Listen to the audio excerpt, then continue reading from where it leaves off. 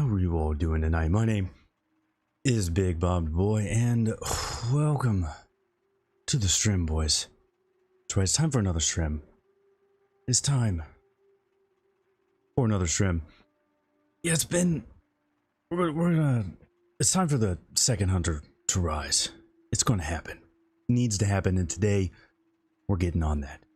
But before we get into that, get on the second hunter, thought it'd be a good idea to give a little bit of an update of where we're at, not only with the main hunter, but with everything, especially videos. So we'll talk about it a little bit more throughout the stream, but I've been working on this video for a little while now, but I've decided I wanted to get a little bit more viewer feedback before I end up publishing it. So we'll try and get that today. But let's go ahead and cover where the main hunter is at. So the main hunter, honestly, it's a little bit sad. I have to admit, it's a little bit sad, but we are pretty much just raid logging. That's sad, I know, but yeah, that's pretty much what we're doing here. So I've done pretty much all the quests. Like, the only quests I have left are a couple group quests.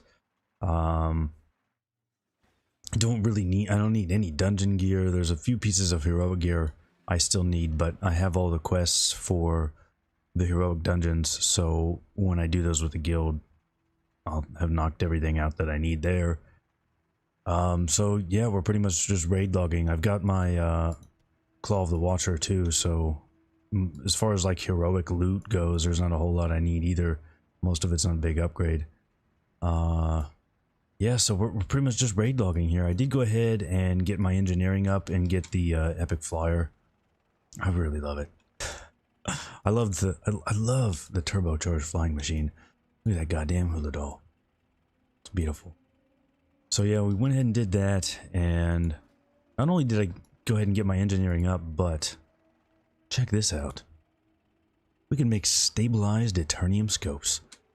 And if any of you guys are on Fairbanks and need one, I'll make them for you for free. I know it's still a little bit rare to get that pattern or schematic.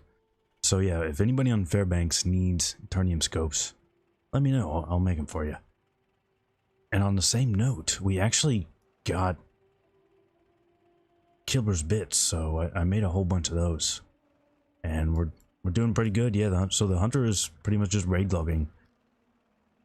But you guys know how much I love Hunter, and I've got to play Hunter. So that's where the second Hunter comes in, and that's what we're going to work on tonight. Although let me go ahead and talk about the other alts as well. I did play the Druid a little bit, so it has no rest XP. And that's where the Druid's at. I'm just waiting for the Druid to get more rest XP. And actually the Priest is now in the same place. You see, got the Priest to 67.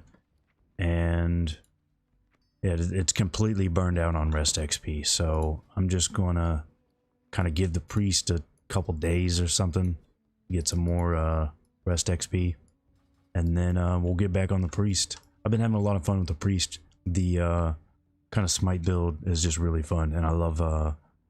this nice interaction with improved divine spirit, spirit tap, spiritual guidance. Ooh, it's really nice. Been doing lots of dungeons on the priest as a spec as well. It's gone really, really well.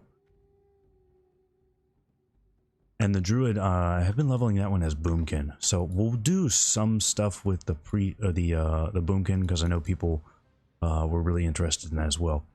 So that's what it seems like I'm going to be playing, is the two hunters, the priest, and the druid.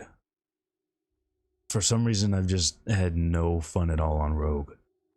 I don't know why. I loved rogue in original TBC, but I'm just, oh man, I don't know. I'm just not feeling it in TBC for classic for some reason.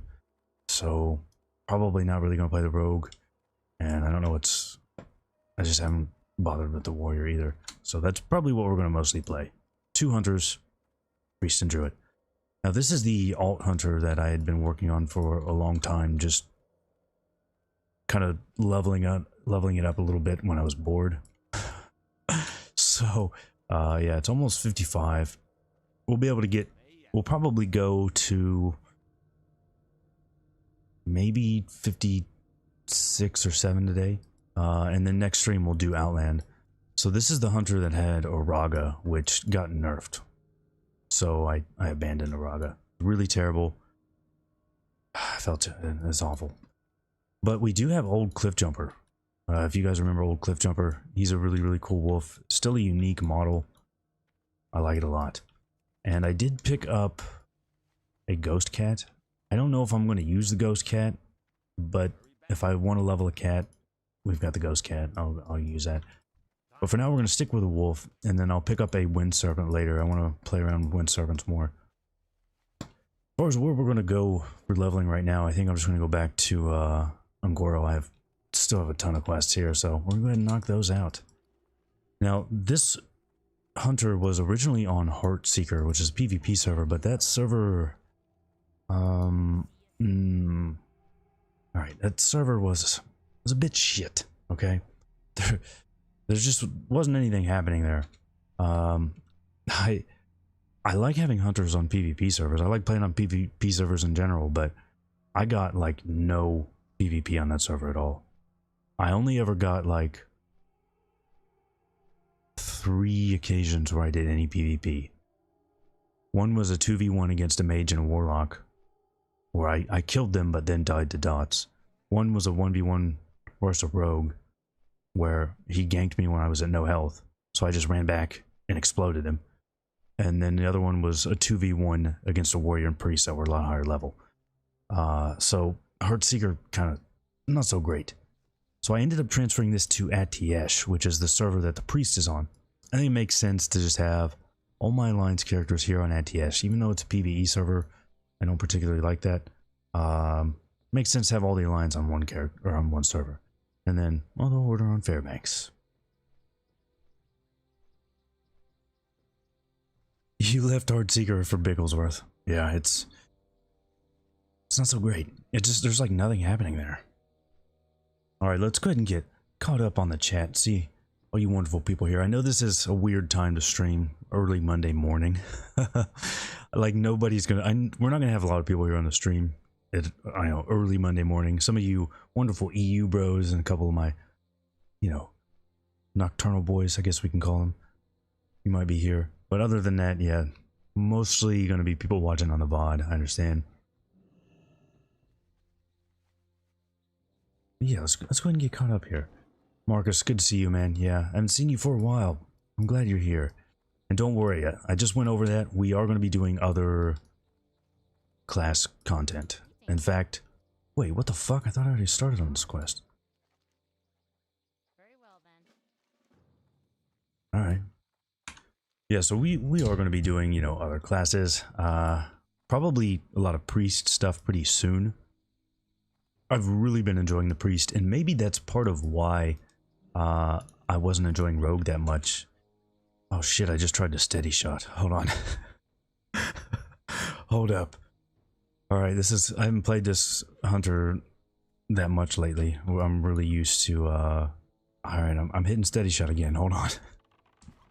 It's gonna take me a minute.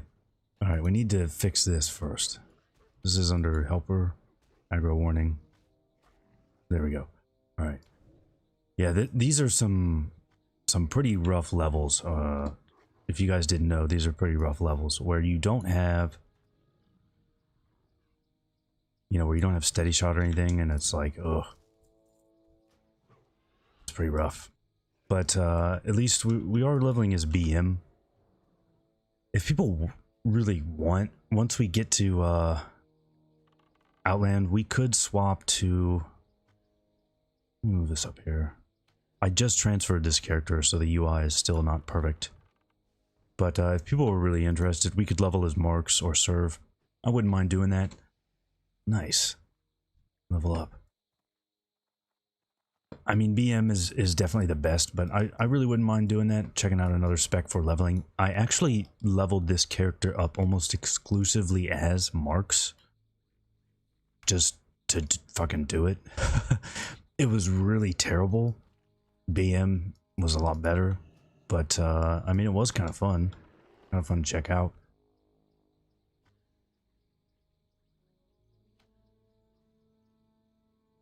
Brian, that's right, you did catch me online. We're doing a weird time stream, but yeah, I try to stream at different times. It's just I haven't been able to do that lately. It's been a couple months of late night only streams. I'm trying to get away from that. I'm trying to go back to doing them at different times of the day. When we were leveling that priest, man, I had streams all over the place. It was awesome. Good to talk to all you people. It's great.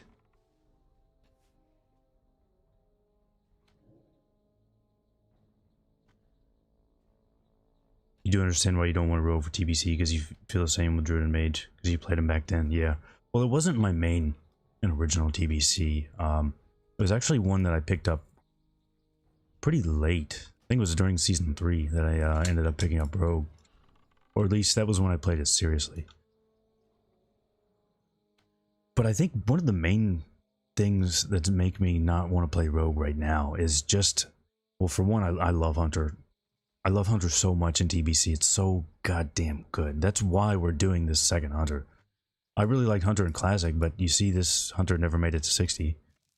In TBC, I just love it so much. My main Hunter is on raid logging, and I want to play more Hunter so bad that we're on the second Hunter. I really, really enjoy it. But I'm also having a lot of fun with the Boomkin and with the Smite Priest. And those are new things for me. I never really played Smite Priest. Played a lot of Shadow, played a lot of Disc. Smite is completely new to me. And so is Boomkin, which the Boomkin I have been really, really surprised with. It's way more fun than I anticipated. I mean, I thought it was going to be pretty terrible and that I was going to run like immediately. But I looked up how people were doing it instead of just winging it, because I don't know. Druid is probably the class I know least. Warlocks don't even count, so Druid would be the one I know the least. I looked up kind of like what people were doing, and it's a little different than I expected. You don't do Wrath hardly at all. Mostly Starfire. And what's the other one called? Insect Swarm, right? So my kind of like rotation for killing mobs has been start with a Starfire into a Roots, Insect Swarm, and then one or two more Starfires and they're dead. And really, really strangely, I've been doing a lot of melee damage with it. I know that sounds weird, but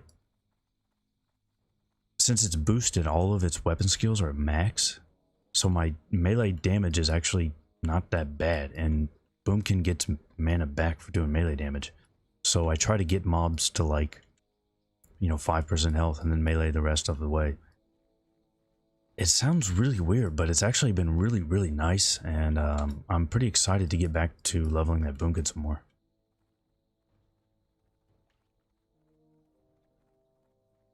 Do what you gotta do, you catch. What are you playing in TBC, Marcus? I'm pretty interested. I can say this is a big difference compared to Heartseeker, because goddamn, there was nobody on Heartseeker. I was out here leveling this a couple days ago, and there was nobody out here. Now, like, all these mobs are dead.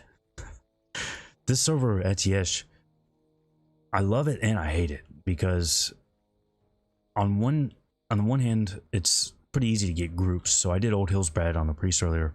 Immediately got a group, went really, really well. It was great. And in fact, most of the groups that I've gotten on this server have been pretty good. I had a really weird one for... was that... I don't remember if it was Mana Tombs or... What's the other one? Oh, just Underbog. That's what it was. It was Underbog. Yeah, that didn't go so great, but other than that, those two, they've been pretty good. And there's actually pretty nice people on this server. I'm surprised. I won't lie, it's been a little rough for me lately, so I'm drinking a lot. a lot. More than I've done more drinking in the past week than probably the last 3 or 4 months. So I was just like spamming random shit. I don't know, there's a lot of drinks in, you know. When you're that many drinks in, you don't know what you're saying anymore.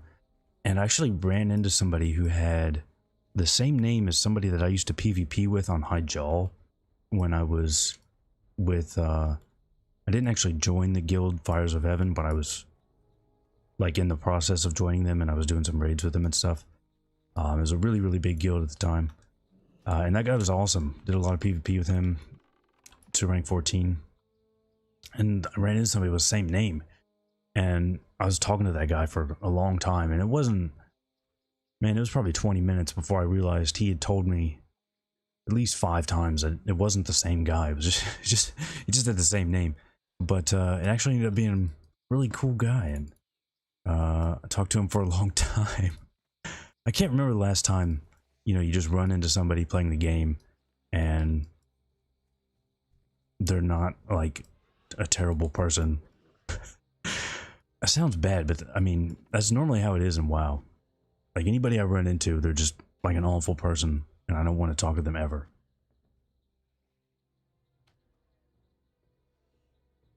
I'm kind of all over the place here. Let me try and catch up a little bit with chat.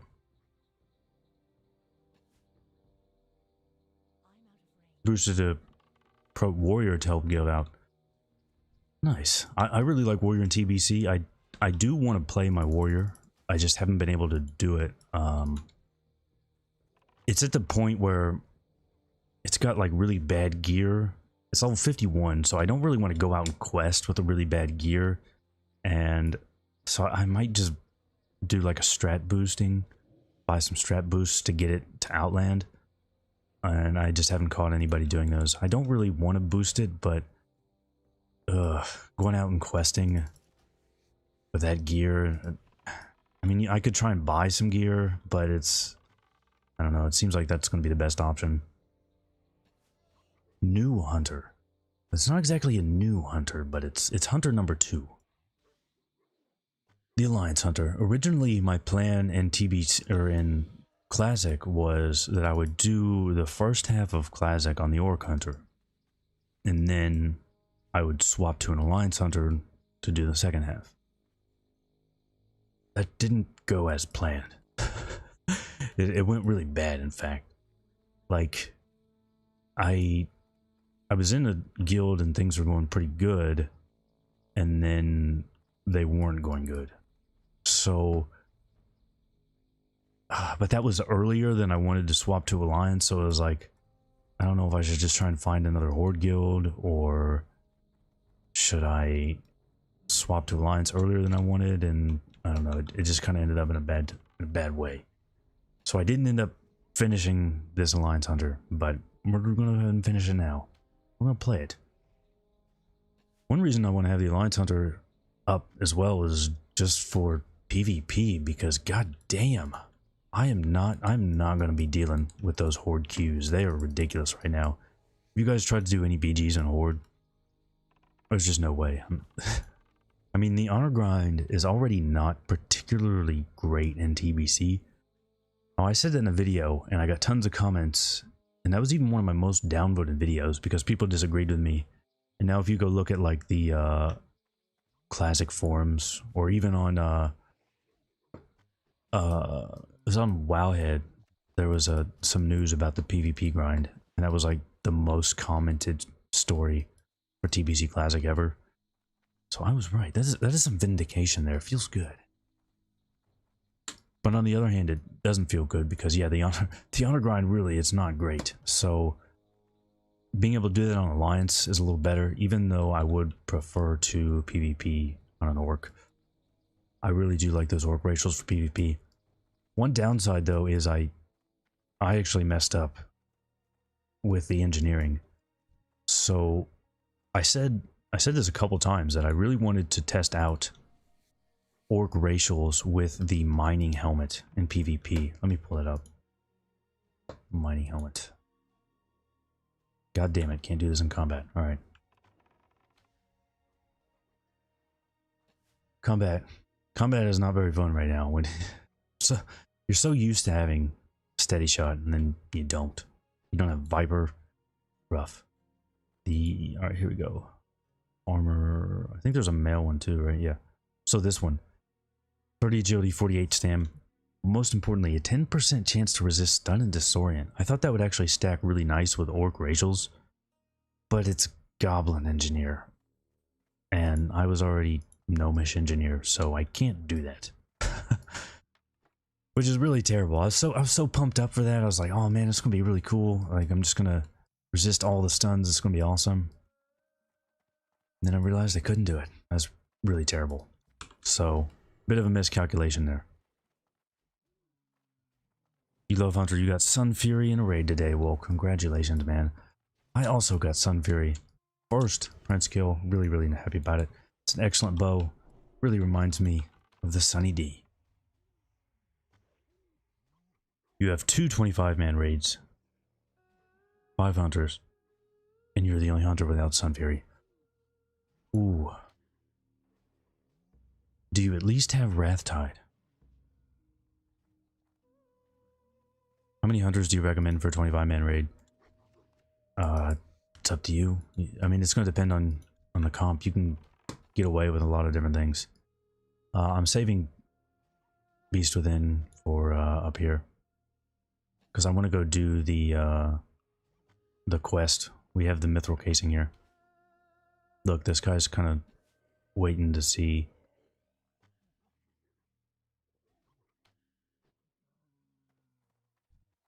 Alright, I'm gonna leave my pet back here.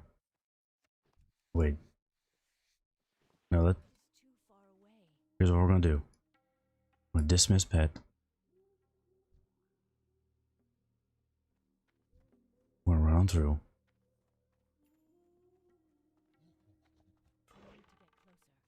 Our polearm skill should be good. I don't know why I'm getting...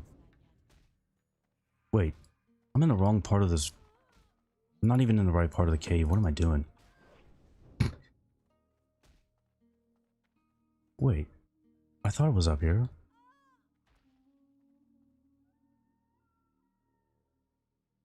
I'm in the wrong part of the cave, I guess. You have to loop around farther, don't you? Alright, never mind. I think that guy needs Ucha anyway. Right now in my raid we were running 4 hunters, all BM, but we were only doing that because nobody really had any good serve gear for one, but also the troll hunter didn't want to do it. Kind of doesn't make sense to do it as a orc. So I would definitely recommend putting a serve in there. 3 BM, 1 serve, and then like an enhanced shaman. It's a really good group.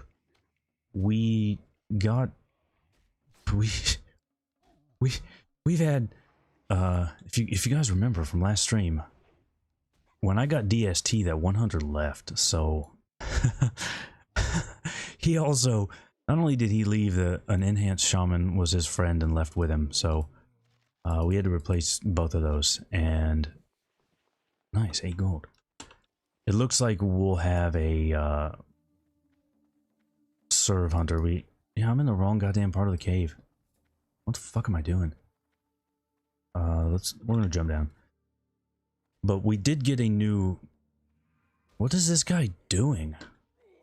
We did get a new troll hunter, so he should be going serve. Yeah, we want to go around this way. Now, I don't mind doing serve, it's just I'm an orc hunter, so it doesn't make a whole lot of sense. If you play Alliance and you don't know why, that's because orc hunters get 5% bonus pet damage. So it just works really well for BM.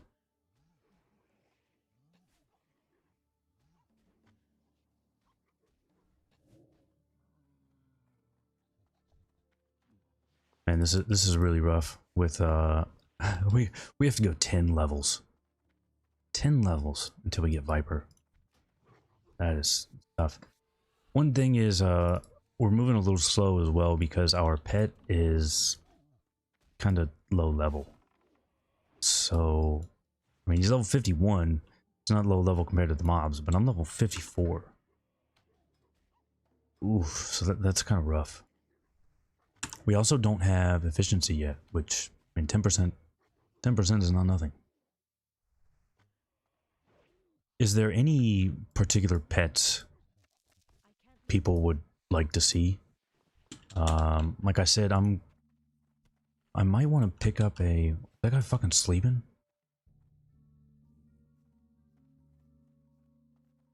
God damn it.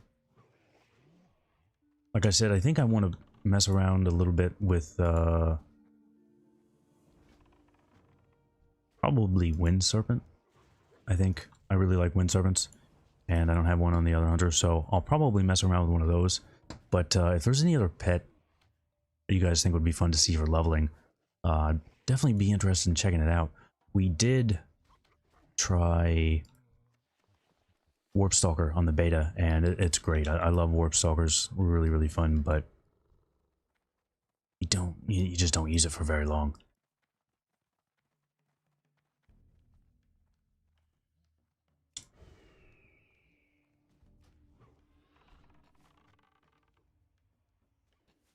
You can switch specializations for engineering in TBC. I know in Classic you had to, like, do the thing where you drop engineering and relearn it. I also just got a new Gnomish card, so I re-upped my Gnomish. But that does sound right. I think you might be right.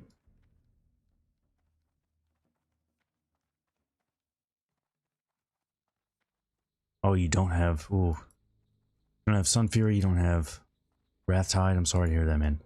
I think you'll be able to get Wrath Tide pretty soon, though. Wrath Tide seems to drop pretty regularly.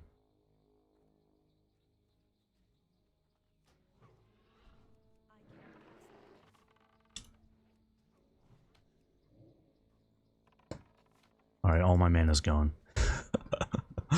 Oh man, the mana situation when you're in these levels is just rough. It's pretty terrible.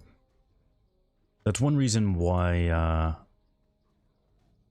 it's hard to do anything other than BM. You just don't have the mana to do anything else. Like, I can't be spamming multi-shots here. I don't have the mana for it. Yeah, so I mentioned earlier that the video I'm working on right now was heavily requested, but I wanted a little bit more viewer input before I go ahead and publish it. I've already wrote the script and have all the footage, but it's still very easy to add something else in. So the video I'm working on was a bit more in-depth of a video on the rotation, because people were still very confused, and like the last couple of streams, just people were asking about the rotation a lot. So that's why we're doing that video. Is there anything specific about the rotation that you guys don't understand, or is just specific questions about it? That way I can put those in the video and kind of answer them a little better. I don't mind, you know, answering questions about that on the stream, but I've gotten a lot of the same ones, and it's also pretty difficult to kind of show that on stream. I guess I could do, what's it called? Action tracker? Yeah, like I could turn this on. I don't know if... Fuck, I forgot to turn Healbot off. I'm gonna need to do that. But I don't know if you guys have seen Action Tracker, if you know what this is. That is kind of good. It makes it a little bit easier to see what I'm doing. Let me know. You'll see what it does once we get in combat. If you guys like that on, let me know. Otherwise, I can turn it back off.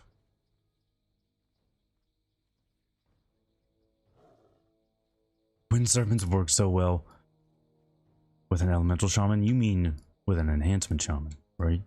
Because it's Storm Strike buff. Unless you're talking about just giving them like Totem of Wrath and Wrath of Air. I did kind of wonder, like, so that's not very much.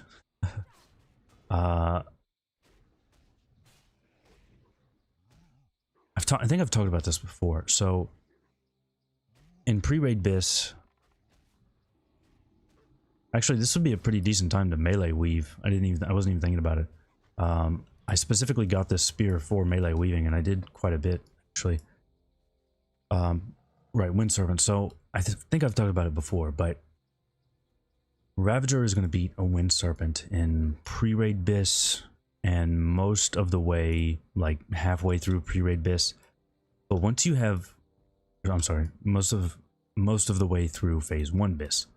But once you actually have full phase 1 bis, Wind Serpent should pull ahead. But what if your pet had some spell power buffs? Wouldn't it pull ahead even sooner? Or once you're in full phase 1 bis, shouldn't it pull even farther ahead? You can't test that out on the sim. There, as far as I can see, none of that is. There are no options for any of that stuff. So I can't really tell, but I would think it does. So Improved Divine Spirit is the one I showed earlier, where you gain spell power based on your current spirit. Well, at this level, my pet only has 58 spell power. It has 64 spirit, so that's actually a decent amount. I think is it 10% of spirit, or was it 20% of spirit with Improved Divine Spirit? Either way, that's 10 or 20% more spell power. That's pretty good. I'd have to check the numbers on, like, you know, an actual raid geared hunter, but that actually looks pretty good, right? I mean,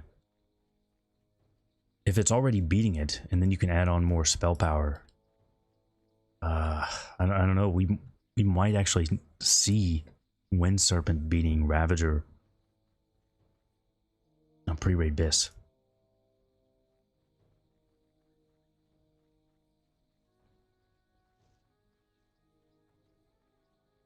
You got the Beast Lord gloves tonight, and you can finally wear Skulkers. Oh, grats, man!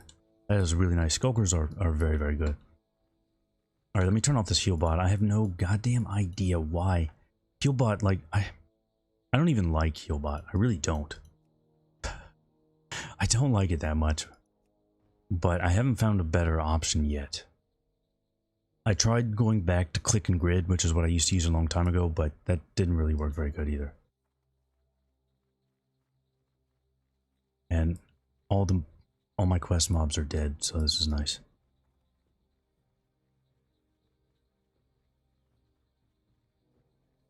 Two ally hunter. No, I only have one. This is the only ally hunter I have. The other one is the orc. Although I also have a troll hunter, but I mainly started playing the troll hunter because I rolled it on a server where a friend was playing, and then he quit playing. So I just kind of quit playing that one at that point. No, this is the second hunter. The main hunter is the orc. All right, we still need one more pelt, I think. Don't Wind Serpents get resisted? Yes, so they do have a really high resist rate. That's something I talked about before. The resist rate is actually pretty high. Higher than it was on most private servers. But it still ends up pulling ahead once you're in full phase 1 bis. Even with the high resist rates. But it's interesting because people used to say that it was like just right at 30% crit, but that doesn't seem to be it. It doesn't seem to be, once you hit 30% crit, that's the magic breakpoint. That kind of reminds me of those numbers people used to throw up for survival, like you need 250 agility or survival is terrible, that kind of thing. Those numbers are mostly just made up. Now this hunter right now is mining and skidding. So I'd saved all of my ore to go engineering. And then I couldn't play for a while, and I lost all of it in the mail. Yeah. That's really, really terrible. So I still want to go engineering on this. I love engineering on others. But it might... I don't know, man. I'm just going to have to buy a bunch of copper or something. We'll still be able to farm all the thorium ourselves. We'll just go back to Dire Maul East. We're going to probably farm some Dire Maul East anyway. Just pick up a couple dark runes and we'll be able to get the thorium there. I haven't really gone back to that Dire Maul East farm in TBC. We did a little bit of that on stream. It's pretty fun. I went back once because I needed some thorium for my warrior. So I did go back there actually, and I got that farm a lot better. So what I discovered the best way to do it is actually pull him into the cave before he dies, and then I can loot him in the cave. And I don't have to deal with the imps. I don't even have to kill them. Because you can just blow him up really, really quickly. And his loot is actually pretty good. He can also drop dark runes, he can drop fellcloth. So that, I think, is the best way to do that.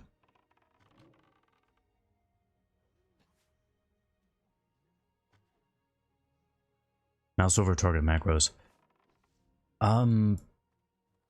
Yeah, you can do that, but I like to do it with clicks, right? That's my favorite thing, is to just use clicks. So with that heal bot frame, all I do is I mouse over it and then I use mouse clicks for heals. We're just gonna run out of here.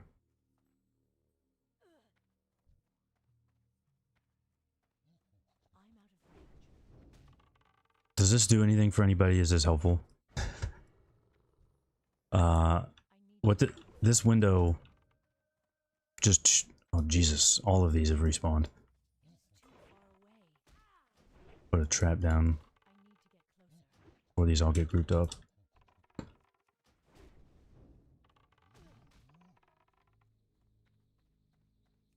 Now we're good. Yeah, like, does it, because I know it's hard to see what I'm doing when I'm, you know, pressing buttons on the keyboard. So I don't know if this helps anybody. Maybe I actually discovered this when working on the rotation video. Because having this sort of thing up here when we're talking about rotations, I feel like is actually really helpful. But I don't know if this is something that helps anybody while we're just grinding through mobs.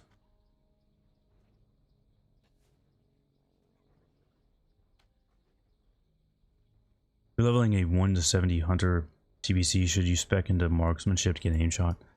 No. There's just not much of a use for it, really. A lot of people say like the only point to aim shot in TBC is, well, two situations, right? First one being misdirect pools. So you do aimed, arcane, distracting, and that's a lot of threat for your 3 misdirect charges. And that's true, it's pretty good for that. The other one is, well, PvP, right? Because then you get the 50% healing effect. That's also pretty good. But I've actually discovered some other pretty decent uses, and I've actually been using it a lot lately. It has no place in like a raid DPS rotation, so nothing there, nothing really different in dungeons. But when I'm out soloing, I've actually found it really pretty good. So one thing I like to do is, if my pet has dash off, like it's down, he can't dash, I will just do aim shot right into steady shot, and I mean the mob is dead. So kind of like situations where my pet isn't going to be able to get there if I just start attacking, and then the mob's going to run on top of me. Well, I can just use that time my pet's running to cast a aim shot. If you move right into a steady shot after that, then the delay on your auto shots isn't that big of a deal. Once you have decent raid gear too, I mean you can pretty much 2-shot mobs. I mean, aim shot still hits really hard.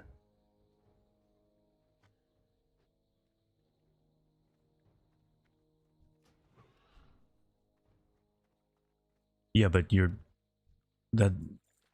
don't get misdirect while you're leveling, so I wouldn't bother with aim shot while leveling. BM is just too good. It's really good. Wisdom and Might or Wisdom and Kings. You want Wisdom and might, or depending on like if you're never going to have to go into Viper, then just get might and kings and not wisdom. But if you would have to drop down in the Viper, then I think wisdom is going to be better than kings. What's so good about engineering on Hunter? I just really like it. No professions are particularly amazing in TBC for Hunter. There really isn't any. Like I mentioned in the Hunter Essentials, enchanting becomes alright later, and jewel crafting is really good for that necklace. That's about it. I mean, you can do leatherworking and spend like 1,000,000 gold on Primal Strike and use that for like an hour. If you really want to, you can do that. I've probably made, I don't know how much I've made, but I've made a decent amount of gold on engineering already. I crafted a couple of scopes for tips, and a couple of them they gave me 100 gold just to craft it. I also just bought all the mats for a scope for 500 gold and then sold one for 1,000.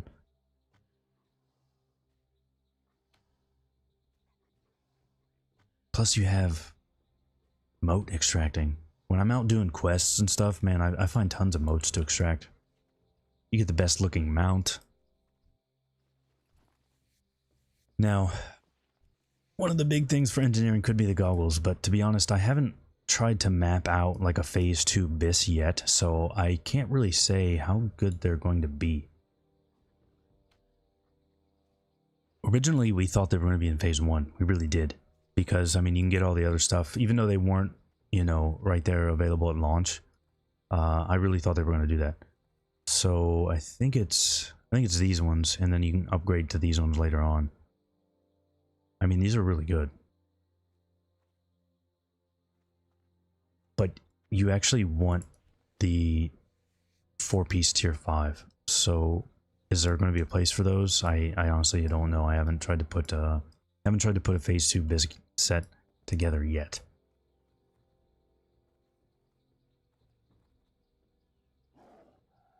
Aim shot for low level PvP is fun. That's true. It's nice to one-shot people sometimes. Man, I'm really far behind on chat. I'm trying to get caught up here. You always stay in Viper is that bad. Only in raids. If you're just out like questing and stuff, then it makes sense to stay in Viper. But yeah, in raids, you don't want to be in Viper. You have enough things that restore mana that you should be able to stay out of it. Like, I'm not going to be popping demonic runes and shit while I'm leveling or while I'm doing quests. So yeah, there's no real reason to try and avoid Viper while you're just doing quests and grinding mobs, but you definitely want to avoid it for raids.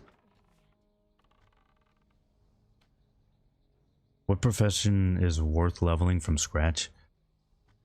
Well, it depends on what you're looking to do. Actually, right now, I kind of wish that I hadn't dropped enchanting. So I had enchanting on my Orc Hunter, and I got it to around 100 just from DEing shit. Oh, we need to go pick that up. I was just DEing stuff in Dire Maul North. Well, the vendor value on all that stuff has been demolished. I knew it went down because I vendored a couple of items after the patch, but oh my god, like holy shit, it went way down. I gotta pull this up so you can see what I'm talking about. 60 silver for Unyielding Maul, 64 silver for Rod of the Ogre Magi, 20 silver for Mind Surge Robe. But they still disenchant normally. Now, you can blow through Dire Maul North tributes so fast at level 70. It's pretty ridiculous. Like, you could probably do the whole thing in 5 minutes. And I'm not talking about yeah, people would do really, really risky speed runs where you could do it in like 6 minutes in Classic, but I mean, completely safe, and you can probably blow through there in like 5 minutes. But there's no money to be made unless you're able to disenchant. You can disenchant, you can actually make a lot of money doing that. And then you have enchanting actually being good for hunters in like phase, I think, is it phase 3 or phase 2 that those enchants come out for the rings? So I kind of wish I just held on to that, but yeah. I dropped it for mining, leveled mining back up for the engineering. Once I get my druid up, my druid is going to be a miner, so maybe I'll drop it at that point. Leveling as BM is the only option, otherwise your pet won't be able to hold aggro. Yeah, that is a fact. Even when I leveled this one as Marks in Classic, that actually wasn't a problem until like level, I want to say in the 40s, because with with aim shot, like I could just aim shot, multi-shot, and mobs are dead. They would never even get to me. So that was a pretty nice thing actually. But now that you see my pet is lower level than me, well, that started to happen around the 40s. And I couldn't, you know, two-shot mobs anymore with aim shot and multi-shot. Add all that together, and then it actually started to become a pretty big problem. But even leveling in TBC is BM. I still have problems pulling aggro off my pet. Once you have like Viper and Steady, it's really easy to pull aggro off your pet. You have to do something to keep it on your pet. You have to do Intimidate, you have to use Bestial Wrath, you have to FD something. Once you hit 60, is there a point to doing Classic raids or just go through the Dark Portal? I would just go through the Dark Portal. In fact, you might want to go through there earlier. It kind of depends. So generally, you would just want to go through the Dark Portal right at 58. One of the reasons for that is you can get a really nice quest weapon fairly quickly, and it's, well, I have Bloodseeker from AV, which is really nice at level 51, but it's completely outclassed by that quest bow you get in Hellfire right away. If you're on a PvP server though, you might want to wait, or if it's just a really, really populated server, you can actually still get really good XP. Quest XP in Old World is still pretty good. It's the mob XP where it's really low. So if you can plow through a bunch of quests really quickly in like Silithus or Plague Lands, and you've picked up some like greens from TBC, or you went to Hellfire, got the quest weapon, and then left. That was a common thing people used to do. Then you might not be too bad off. I'll probably just go there right away. I've got quite a few of those greens. I already bought them on my priest, since I know I was going to transfer the hunter here. As a dwarf, what's your BIS ranged weapon? It is Sun Fury. You do not gain anything with WSSR. Even on a dwarf, WSSR is a loss. Yeah, there's not really a point to do 60 raids unless you want to do them for fun. If you have like 70s carrying you through there, or just... I haven't seen any now, but you will find people who are bored at 70 and just want to go back and do them for fun. If you're like level 61 or something and you can jump into one and get some gear, and you know it's not going to be a waste of time, like you got a bunch of 70s and they're going to clear stuff, it's not that bad of an idea. There, as far as like stuff that's useful in, I mean, there are some things that are useful at 70 in those raids.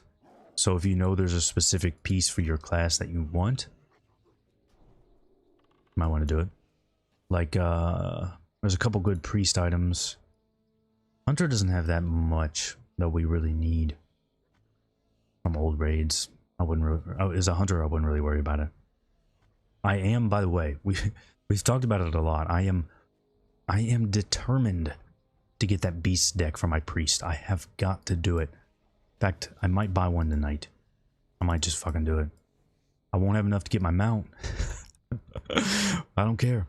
I need that beast deck on my priest. I gotta have it. Which realm am I playing? This is Add-Ons. So it looks like all my alliance characters are going to be on Add-Ons, and all my horde characters are on Fairbanks. Marksman Classic wasn't an issue for you?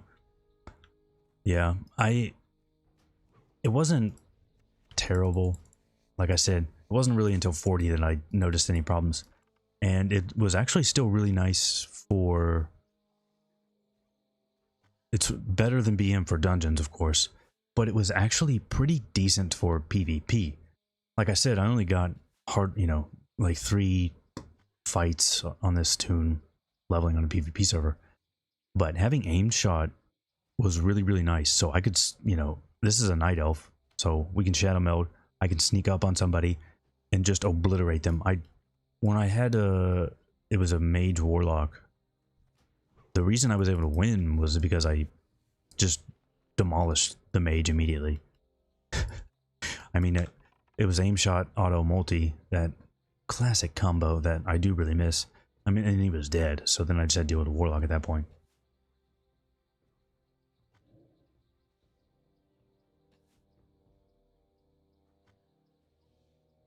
Do you ever run out of ammo? Does it feel bad having to use backspace? It does feel bad having to use backspace for ammo, but depending on what I'm doing... Damn, we're inventory full already. So I didn't fix my bags here because my priest, I'm about to swap it over to tailoring. So I'm gonna have tons of I'm gonna make tons of bags, and I'll just send them over here. I am not on any like kind of quest route here. I'm just absolutely 100% winging this. Let's go do that, and then we'll go turn some quests in.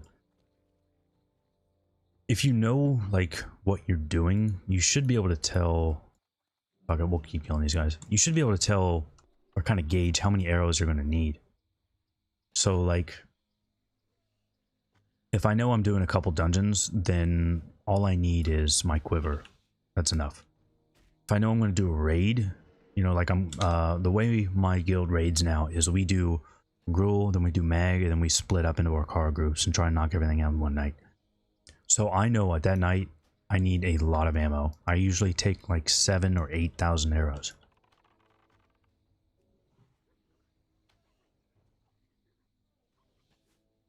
You always hated when you got a better gun than bow. Yeah. I know what you're talking about. That is annoying. The most annoying part about it is you have to go and swap the ammo pouch and everything. It's really annoying. Bad thing is, on this character, since I didn't play this character at 60, we have quick draw quiver. We don't even have the harpy quiver. So we are going to have to deal with a bad quiver until Nagrand. That's pretty goddamn terrible. Yeah, the shoulder enchant is about the best one, but even it's such a small difference that I wouldn't worry about it too much. I mean, we're talking about like a fraction of a DPS. Can explain why 2 one-handers is better than a 2-hand. Well, the main thing is that 2 fist weapons are very good. The only exception being the unrequited dagger, because that dagger just, I mean, it has 3 sockets and good slot or good stats on it already. And the reason for that is, let me pull these up.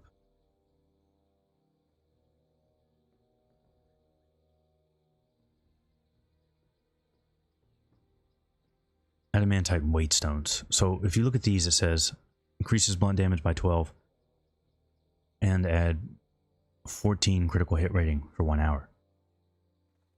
Sharpening stones say 14 melee critical strike. This is critical hit.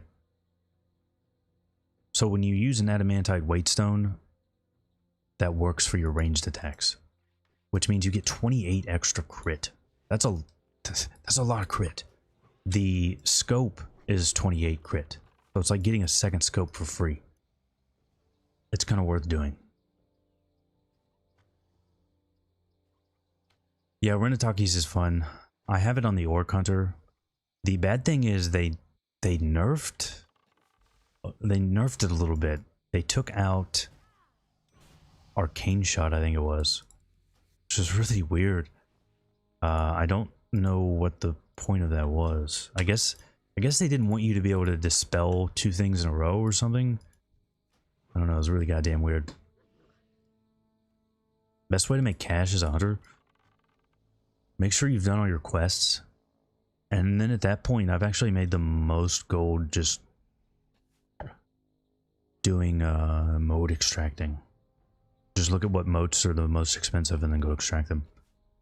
There are other things you can do as a hunter. So people are still working on slave pens, farming, slave pens heroic.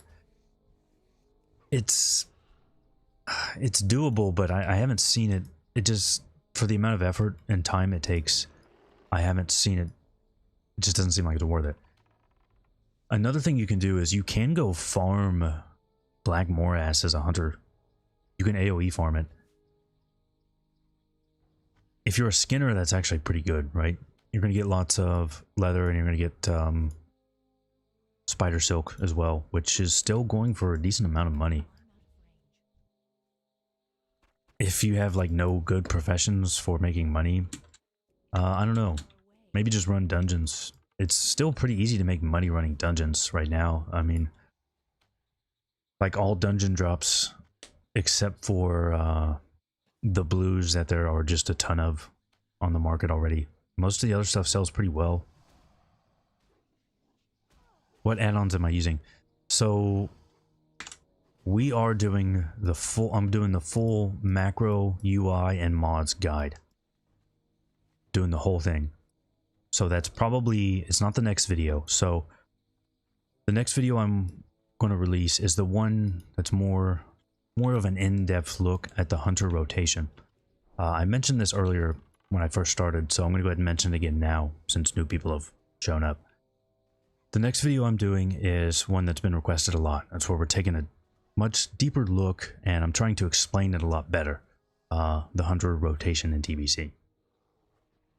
So if you have any questions about the rotations on how it works, or just any questions at all about the rotation, let me know and I will try to explain them as best as I can in that video. Because I mean, it's a video, I'm only doing this video because a lot of people have requested it. There have been tons of people asking about how to do the rotation. I thought I explained it decently in the Hunter Essentials video, but I guess I didn't. So I want to do a really good job in this one. Any questions? Damn, he already leveled up. Nice. So any questions at all, let me know and I will try to address them in that video. And if you're watching the VOD, same thing, just comment and I will read it. It's hard to keep up with my comments now. I kind of just get too many to keep up, but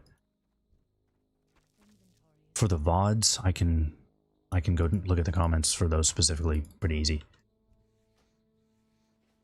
And then the video after that is the UI, mods, and macros. Because I do want to talk about some weak auras. I have been getting back into weak aura. You see, I'm still using just a regular swing timer. I have not found... I tried every goddamn one of them. I tried pretty much every hunter related weak aura that exists. I tried it this week. And I did not find a swing timer that works better than weapon swing timer. I found some that are fine, you know, nothing bad about them, but I didn't find one that was better. Now, I did find one that I do like, and I might swap to it. The problem is, that one is hard to customize. You can do it, definitely, but it's the way they've set it up. It's a bunch of separate things instead of all grouped together, so it's a little annoying. But there is one, god damn it, there is one weak aura that I'll go ahead and talk about now because I love it. It's It's phenomenal, and it's if you want to do the hunter rotation proper, more than anything else, this makes the most sense to me. There is another weak aura that I'll talk about in that video that is also good for the rotation, but this one just, I love it. Let me just attack something and it'll pop up. I don't want to fight this fucking guy. Do one of these blood petal trappers. There it is. That's this thing.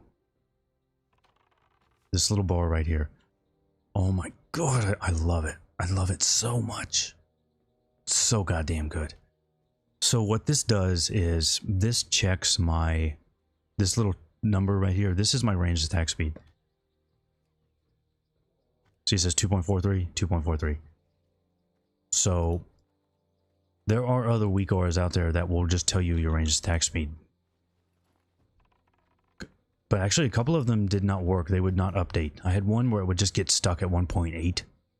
Now, I don't have anything that's changing my attack speed at this level, so it doesn't matter. Unless we get a Imp Hawk proc. I think I spec that, right? Yeah, so if we get an Imp Hawk proc, you'll see that change. But this bar is what makes it really nice. There it was. Let me get back in combat real quick so you can see that. Yeah, so this bar is what makes it so nice. I love it. This bar, these bars here. So right in the middle of these two bars is 1.5. When you watch that video that comes out, that'll make a lot more sense. But basically, this bar makes it so easy for me to decide which rotation to do. I don't like ones, there are weak auras where they will just say, do this rotation. You know, you're at this speed, so do this rotation. I don't like that. Because if I'm moving or if I have mana concerns, if the, you know, depending on what phase of the fight I'm in, I may not want to do that rotation. So this bar makes it so easy for me to decide which rotation I want to do. I love it. If you want to know the name of that weak aura, it's just called Hunter Range Attack Speed. It's phenomenal. That alone has made me love weak auras again. It's just so goddamn good. I love it. Is multi-shot viable at all in single target? Absolutely. Multi-shot will do more damage than steady shot. It's just a huge mana sink, so if it's going to make you have to go down to Viper, don't use it. Otherwise, yes, you definitely want to use that. Oh my god, the inventory, I swear to god, I'm fucking dying here. We've got too much garbage.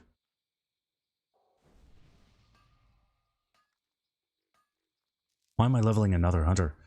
Why would I not level another hunter? Hunters are phenomenal. And that really is the main reason I'm not making that up. I'm not doing that.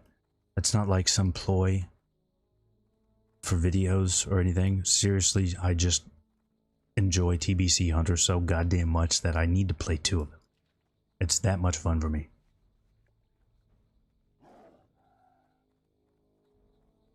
You just want to see how the rotation is performed in TBC. Okay. I think I explained it a lot better than I did in the that original video. One thing I did as well is... Shit, I forgot to look at the pylons. Our XP per hour is really low. I'm not following any route here or anything. This is terrible. Once we get to 56... Actually, maybe we'll move out of here. I don't know. I have no plan for leveling at this point until we get to Outland, so we're really winging this. It's not going particularly well. But yeah, I did use this thing when I showed the rotation in that video. I think it makes it a lot easier. I also, if you saw that melee weaving video I did a long time ago, I put like some animations to show how the rotation works and how it changes. And I didn't have time to do those in the Hunter Essentials video, but I put those in for the next one. Getting paid by Big Hunter. Forgot about that, you know, our inventory's full. I'm gonna have to go tailoring on my priest immediately just to get these better bags going. Do you not like the grayish one with the red lines? What do you mean, Jesus? Is it ever viable to use 2 steady shot between auto shot? Yes, it is, but not very often, and only as serve or marks. Basically, anytime you don't have Serpent's Swiftness, there's a thing you can do where your rotation right before it loops, you sort of end with 2 steady shots. It's really cool. Really, really cool. That's part of why survival is really fun. I love survival. You try to do the 1-1-5 rotation. Can't find the sweet spot. So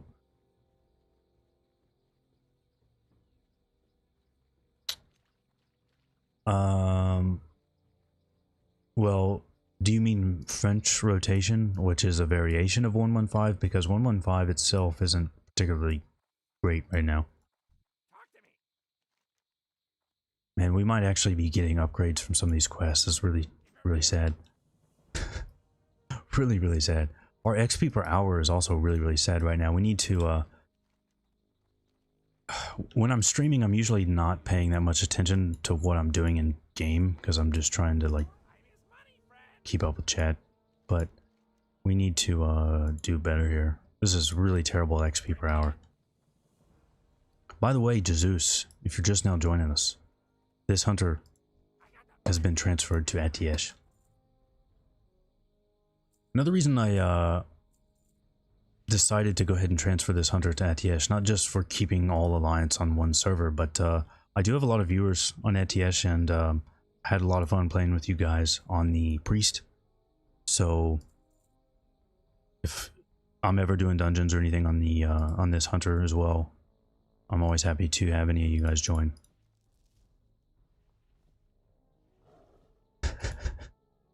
And it's not just because I want to avoid groups like that Shadow Lab group. I mean, goddamn. Do you guys remember that Shadow Lab group from... That was last week, right? Was anybody here for that stream? Because that group was goddamn ridiculous. That group was so goddamn ridiculous. That's the one with Cool Dang and that hunter just like mouthing off random shit to the tank for no reason, and then the other hunter ninja'd a tank trinket. Oh god, that was really bad. That was really, really bad. It was funny, but it was really bad. And I actually did, like I said, I was going to put that hunter on friends and on a friends list and talk to him. And I have tried to talk to him a couple times, but he ignored me. I was really sad about that. He ignored me. I tried talking to him. When he got to level 70, I whispered him like, "Grats on 70, cool dang." He just wasn't interested in talking to me. Really sad. So what UI am I... Oh, you bitch. What UI am I using? So I'm not using any specific UI. This is all just different mods that I've used to create a UI how I like it. It's very similar to the UI I used in original TBC, and I've kind of just used this sort of UI ever since. The unit frames are Z-Pearl, and the action bars are dominoes. Those are the two main ones. After that, it doesn't matter so much. The mini-map is a new one I'm trying out, actually. This is called Chinchilla. It's alright. I've always preferred having the, like, half-angle, half-curve mini-map. I think it just looks nicer. Looks pretty good. And I like being able to resize the mini-map. And another thing I really like about this mini-map is I can just use the mouse wheel to zoom. So I don't even need to bother with those buttons. But other than that, it's nothing particularly special. This is Titan Bar down here. And then this thing is something new I'm trying out. It just shows what abilities I'm using. Doesn't do anything for me. It's just so you guys can see what I'm doing. And then you might see a little bar over here pop up every now and again. It's called 5-second rule, I think. And what that does is it lets me know about my mana regeneration. Now, normally I would have it over here by my unit frames, but for some reason it's messed up and it won't move. I don't know why. I didn't lock it, but it won't move now. So it's just kind of sitting there. It looks dumb, but it's actually pretty useful, even on Hunter. Although it's less useful once you have Viper, or aspect of the Viper. But I really like having an energy ticker on Rogue and a 5-second rule for any class that uses mana.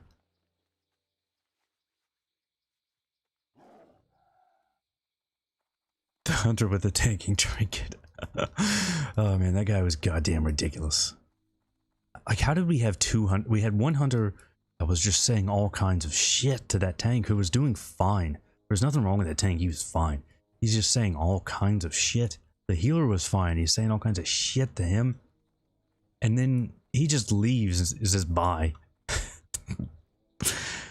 And then we get the other Hunter there, just like ninjas that trinket and ninjas all the ore. And then that shaman we brought in wasn't much better either. That was pretty painful. Like if I hadn't been on stream, I would have just left. It was pretty goddamn painful. French is what you mean. You keep steady and auto running all the time and try to squeeze in multi-shot every now and then. Wrong press. Yeah. So you're going to mess up your rotation on Hunter. You'll get better at it, but you will mess up. So last week's Gruul, I had a 99 parse. And I recorded like the last 30% or something. And I was messing up, you know. You're going to mess it up a little bit. You'll get better over time and mess up less, but part of the reason is there's some things that you just kind of can't really control. So if you're like in the mind state, you're ready to press this button at this point, and then you get a DST proc and you get improved Hawk proc, like, and then your next shot goes off faster than you were expecting and you clip a little bit. I mean, it's going to happen. It's not a big deal. As long as you adjust and are ready for the next shot, it's not a big deal. And there's also still the weird thing where you press... I don't have kill... I was going to point to kill command, but I don't have kill command. But when you press kill command and you suddenly get 0.5 seconds on your auto shot. So I think what that is for some reason, when you hit kill command while you're casting your auto shot, it stops the auto shot and re-triggers the 0.5 second cast time on auto shot. I have no idea why it does that. It shouldn't do that. I'm fairly certain that's a bug. Now, because it does the same thing if you like pop a trinket. So I know when I use my Core of Arkelos trinket, if I use that when I'm about to cast an auto shot, it won't let me cast the auto shot and it'll go back to the 0.5 seconds. I don't think that's right. I really do think that's a bug. But it's just, that's how it is. Yeah, I did add a guy to friends. But he ignored me on my Hunter. Maybe I can talk to him on my Druid or something.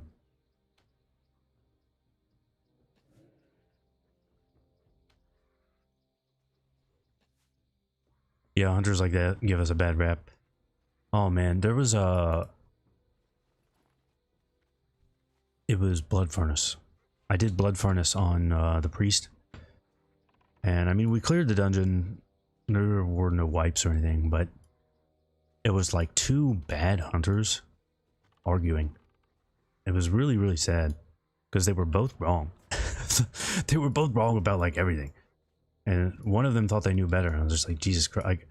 It gets really difficult for me because I don't claim to know everything, and stuff can always change too, right? Like, like the fist weapons, I really did not think that we would be using weight stones. Right? I expected Blizzard to nerf that, and then they did, and then they unnerfed it. So, you know, stuff like that can change. We can do different math that comes up with a better rotation. That could happen. But I love the Hunter class. And so when I see other people playing Hunter, like, I want them to have a good time, and I want them to do good. It's like, so I want to help these people, but a lot of times you try and help them and they're just like they fucking lose it, and I don't know. You do find a lot of bad people playing Hunter. Although I have noticed, it seems like a lot of people that probably boosted a Hunter or turned their Hunter alt into their main have kind of died down.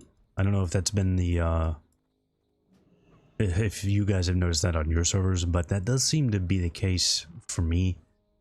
I still see quite a few Hunters looking for dungeons, but when it comes to raids, even pug raids, I usually see them needing Hunters.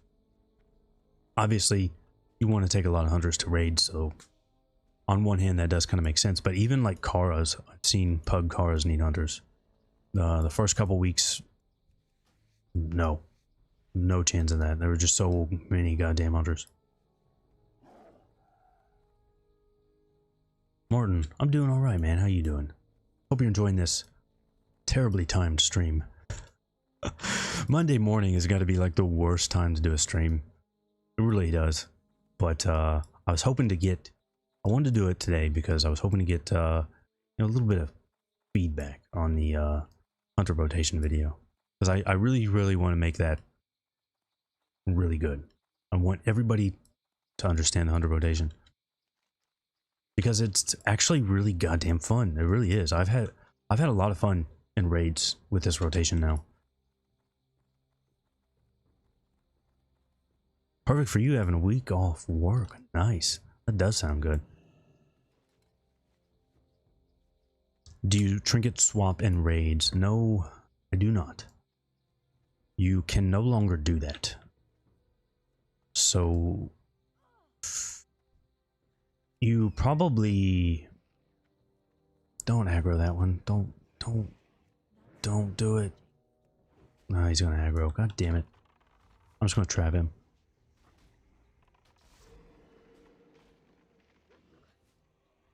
Yeah, so you can't trinket swap in raids anymore, which is really bad. If you could trinket swap in raids, then there might be a place for alchemy on Hunters. That actually might be really good, but it doesn't work, so can't do that. The reason you can't do that is there are those like in combat pulses. I think those were a thing in Classic to stop rezzing, like out of combat rezzing and raids and stuff. I don't know what the point of them was in TBC, but like you can try to like drink on a raid boss. Just FD and try and drink, it won't work. There's a lot of Hunters on ATS.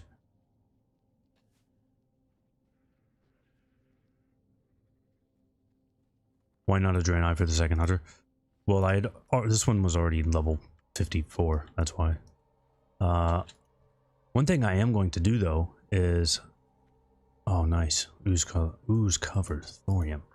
I am going to level a Draenei Hunter and a Blood Elf Hunter to like level 20.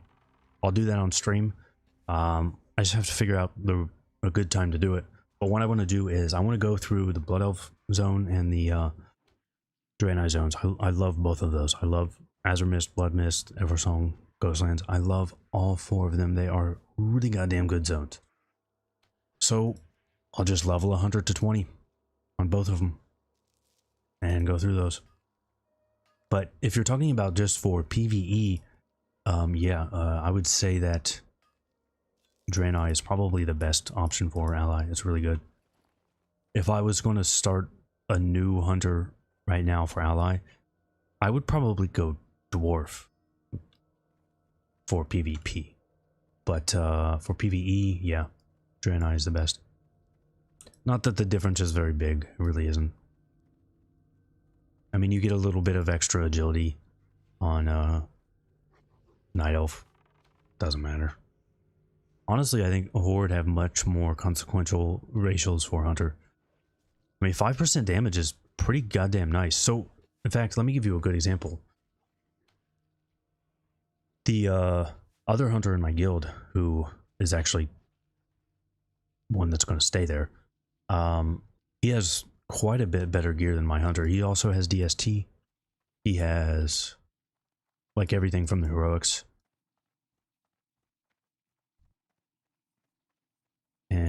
But he doesn't have Sun Fury. But he has Wrath Tide, so it's not really far behind. He beat me on that Gruul where I had a 99 parse. He beat me by like 80 DPS, I think it was. But my pet beat his pet by like quite a bit. Because I'm an orc and he's a troll.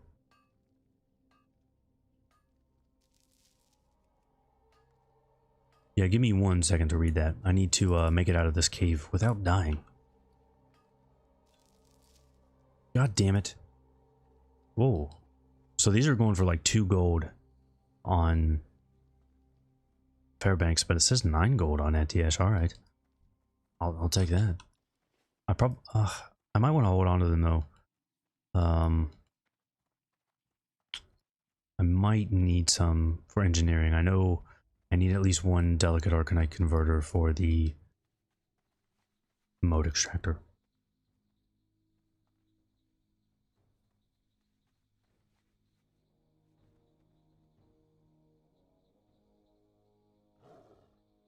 Level to 100 to 22 in a pre-patch just to enjoy that, yeah. It's so nice. I love those zones, man. They're so good.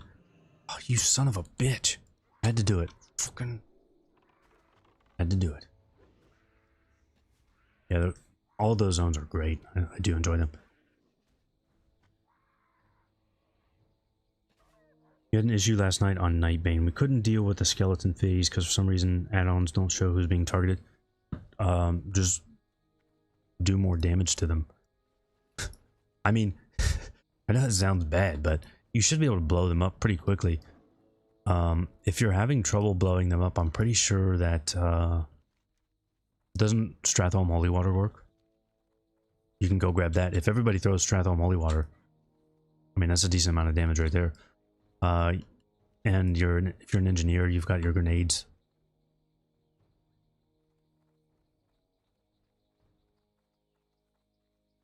Wiping on Nether Spite for 3 hours. For Nether Spite, I don't know. I haven't had too much trouble on Nether Spite. Although sometimes Nether Spite will do weird shit with his Nether Breath. So the way we do it is we outrange it, but every now and then he'll just be really weird about it and wipe the whole raid. And at first we thought like maybe it was because pets were still on him, or if it was because like somebody just got too close. And it wasn't. He just every now and then he'll decide to Nether Breath on the whole raid for no reason.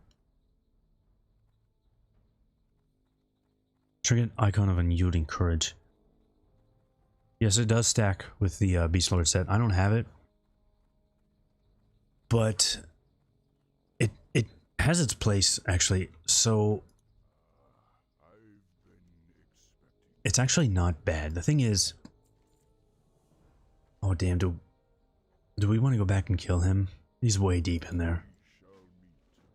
We might do it.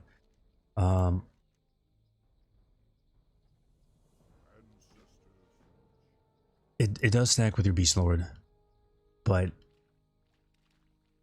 there's a couple things that come into consideration. Like, what armor does the target have? So you need to take that target from to almost 0 armor or to 0 armor for that to work. If you have no other armor debuffs on the target, it's not going to do that much. Because the way armor scales is like, see, I'm at 27%. If I take off like 1 piece, it goes down 26%. I'm not wearing 27 pieces of gear. Now, as you take pieces off, it goes down even more. Let's take off like the gloves. It goes down 24. It goes down 20. So the lower armor values are, the more you gain by removing armor. This is why in Wrath, in PvP, it was really, really popular for warriors to use Grim Toll. But against... Wait, do we have this thing to summon him? I don't think we do. Yeah, we do. So it was really common for hunter or warriors to use Grim Toll in PvP, mainly against cloth, because that would take them to almost 0 armor, which is like 15% increase, whereas if you used it against hunter, it's like 5.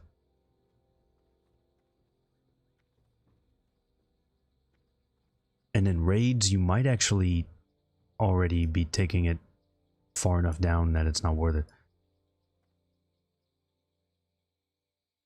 Can you swap Beast Lord legs with Midnight Legguards if you have the 5 set? So did this bug out because there was one still here? So the legs are the piece of Beast Lord you don't want to use for Phase 1 Bis. Midnight Legguards are very good. You can use Midnight Legguards until you get Skulker or Marksman. I think that... So that's this one. That is not very good. At least it's not too far away. 3 Kazakh spawns, 3 fails. Damn. I've never seen him. Ooh, what's that?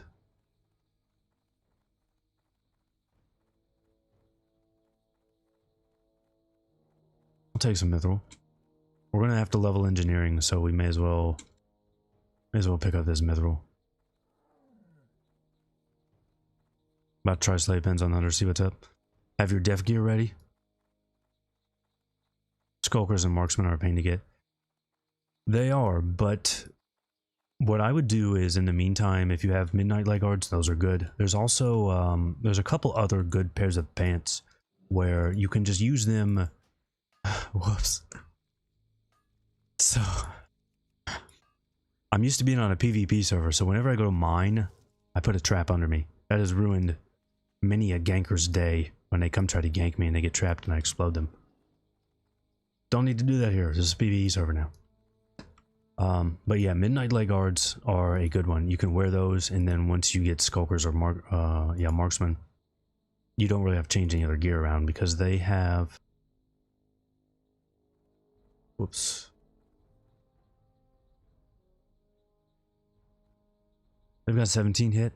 That's not as much as Skulkers, but they're fairly similar to Skulkers. There's another pair that's actually really good as well, and that's the Mana Tombs. Yeah, Wastewalker are also really good.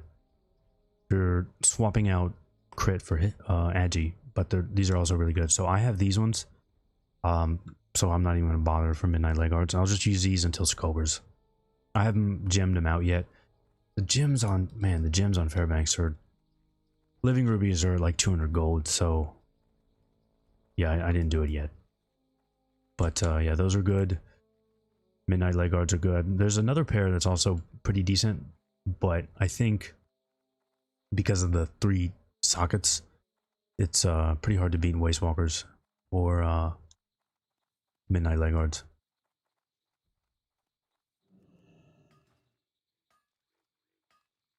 You got Def Gear and Bloodvine. Isn't there... There's like a spell hit trinket you can use.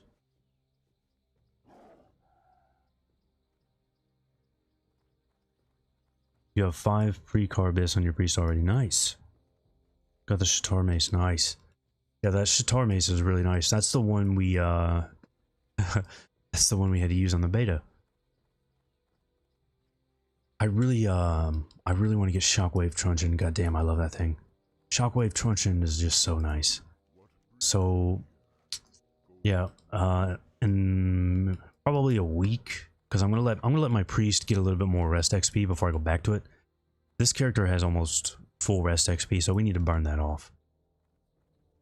But yeah, I would like to get Shockwave Truncheon. So if there's any people that want to run Shadow Lab Heroic like every day starting in a week, let me know. I just love the goddamn thing. The that and Sumin and the Shtar one, they're all pretty similar. I really like that one. I wanted it so bad on my shaman when I was healing. Never got it. So I have to get it now. I have to get it on the priest. Just looks so goddamn good. 1.3k bonus healing, nice. I don't know when I'm going to swap out of Smite spec though. I think I'll probably keep doing normal dungeons as Smite spec, and then once I've got most of the quests done and it's time to start doing heroics, then I'll swap over to just regular holy. Going in with some DM North Gear and Heroes Tribute, nice. Let me know how it goes. In fact, if it's going good. Oh my god, there's another person here doing this. You get the fuck out of here. Fuck out of here. I already tried this once and it bugged out. I'm gonna wait for this one to despawn since it bugged out last time. Where's the pouch? Don't... Wait a minute. Did I not do it right? We just did it wrong. You have to... Oh my god. So you gotta put the meat down. And then you gotta spice the meat. We forgot to spice the meat. I thought it bugged out because there was another one here. God damn it. Nobody caught that? Come on. That's why I'm streaming, guys. I stream so that, you know, you guys can catch all my mistakes. Oh, that sucks. That's alright. It's not too far away. I have to FD here. You had to go back 3 times for it? Damn. At least we only had to do it once, I guess. You got Romulo's poison vial last night in Kara. Talks a lot of you tested the trinket. Is it worth using it over Abacus? No, it's not worth using over Abacus. Now, there is... If you're getting benefit from all of that hit, then it's not particularly bad. So, I was actually thinking about it. One place you might end up using it is, say you got the claw and you got the dagger, and then you want to use those. So you drop like Sonic Spear. Well, then you can use that trinket to replace the hit from Sonic Spear till you get the other pieces, like whatever you need at the time. Garona's Ring, Dark Reavers, I don't know, whatever the fuck you need. Skulker's Pants. Which healing build am I using on the priest?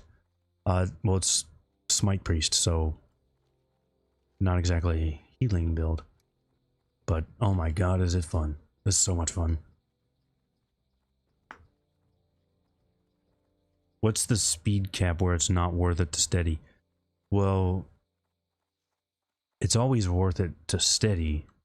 It just depends how many steadies you're doing. Did we put in our talent point? Yes, we did.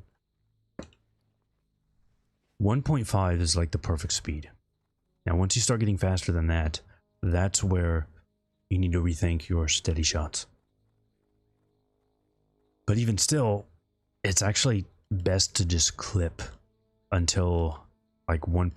I don't know if it's 1.2 or 1.3. I think it's 1.2. But we're talking about a lot of haste at that point. You need like rapid fire, DST, and Hawk, or Lust and rapid fire. And at that point, that's when you're going to start doing a really weird one where you do 3 auto shots or 2 steady shots. It's really weird. That is honestly the one where things feel the most awkward. It's just a really, really weird one. and it's super easy to clip because I honestly, that's probably the worst like speed for the rotation. This feels really awkward. Are leggings of Beast Mastery good to use? I don't remember those off the top of my head. I remember the name, but I don't remember those pants, like what they have on them. Alright, our XP per hour picked up a little bit. We had a lot of quests to turn in. And I think we've still got more to turn in elsewhere. Yeah, we gotta turn some of these in over in Gadget.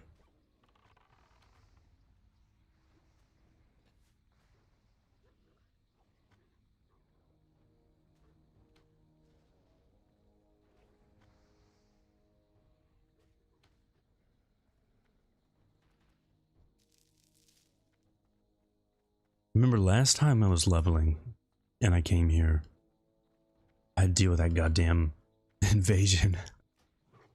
Like, did anybody do any of those invasions in Classic at all? I really like them. I thought they're cool, they just don't have particularly good loot or anything. I remember they were really fun in actual Classic.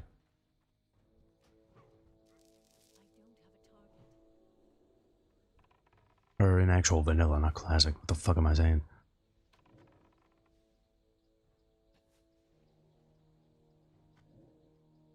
The Frost Resist necklace. That's a good call. I didn't think about that. Where's that thermometer?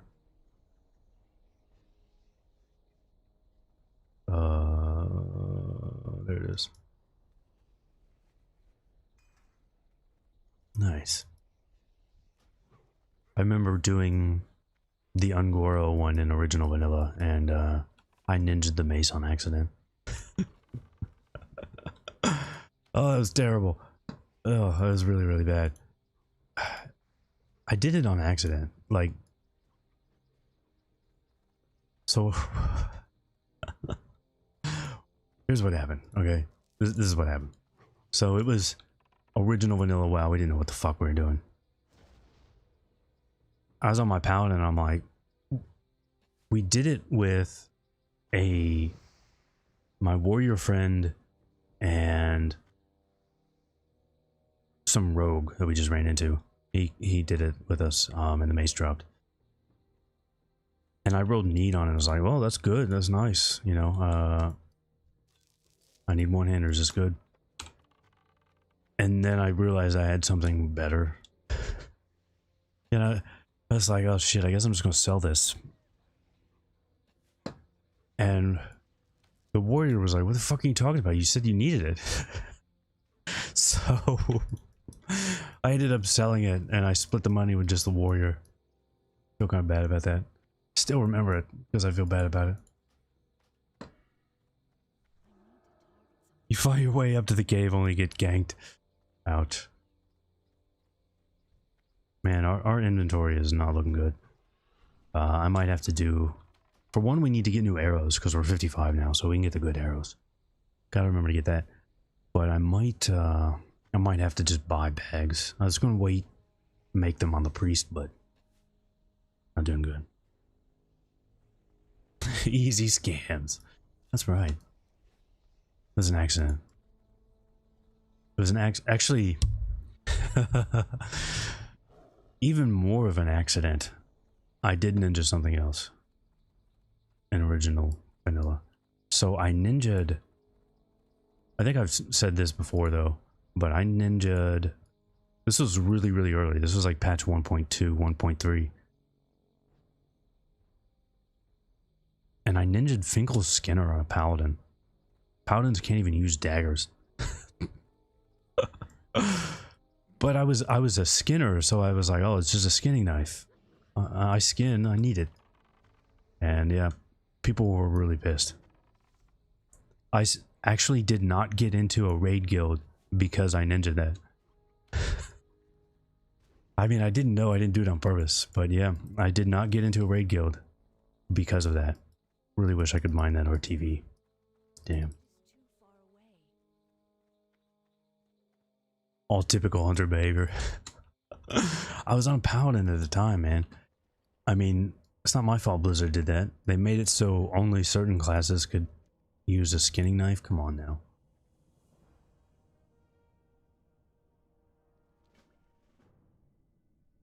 How do I feel about the Wowhead pre-bis selection? I haven't looked at it. Oh, wait a minute. I thought this was an escort quest. You do this one manually. Canteen. This is the one where you gotta keep throwing shit on him to wake his ass up. God damn it. That was really quick. When you do more DPS with a faster bow, for example, 2.4 speed. Well, if you're only doing, if you're not going to do the French rotation, and you're doing the 1-to-1 rotation, and you're not getting any haste buffs, then yeah, you would be.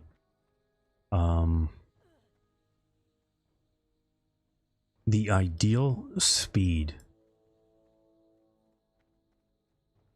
as meaning this speed, not like the bow speed, but like the actual speed right here. The ideal speed is 1.5, because that just means one steady shot, one auto shot, 100% efficiency. So if you're just doing one aim shot or one auto shot, one steady shot, you're going to be a lot closer to that. Then that would make sense. The reason you don't actually want a really fast bow like that, though, is we have haste procs, and we have rapid fire, and we have bloodlust, and we have French rotation. So scaled greaves of penitence, scaled greaves of patience. Where are those from? I'll look them up real quick. I remember the name, but I don't remember where are those the, those aren't the epic ones, right? Those aren't the, because there was these ones I want to be good, but they're not. We wear so many leather pairs of pants that, like, I really want these to be good. They're just not that good. Really sad. Very disappointing.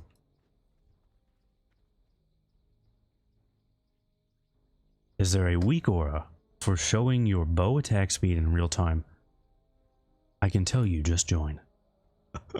We actually talked about that, and I'll show it to you once I get into combat, because it's not going to show up while I'm not in combat.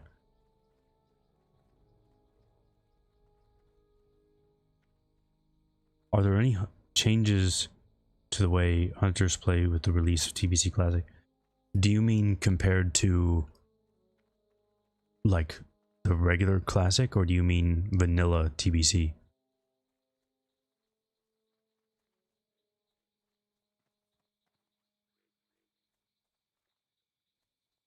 Normal Old Hillsbrad.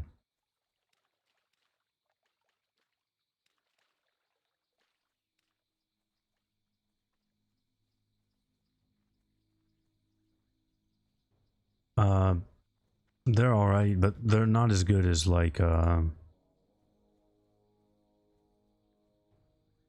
not as good as Wastewalker. I mean, it's 31 agility versus 26, right?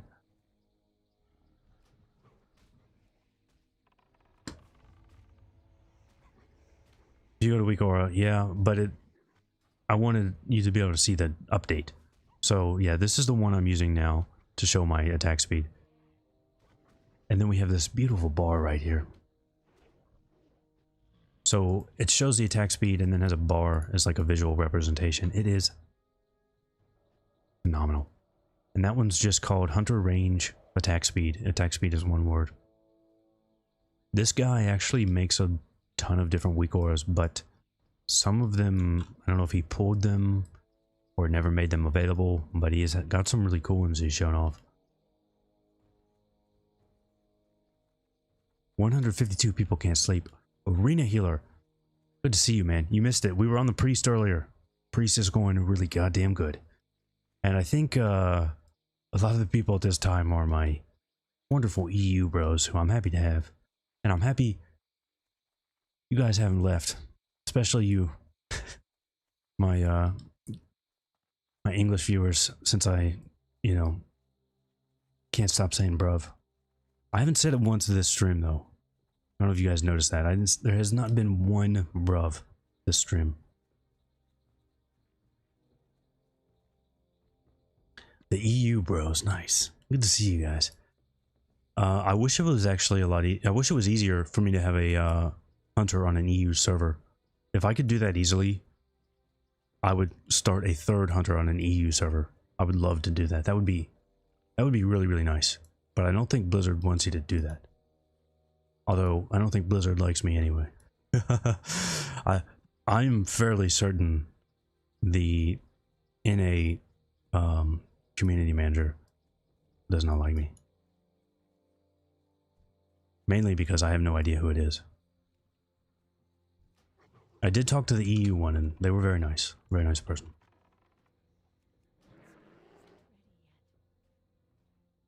Oh yeah, some Oceania bros as well.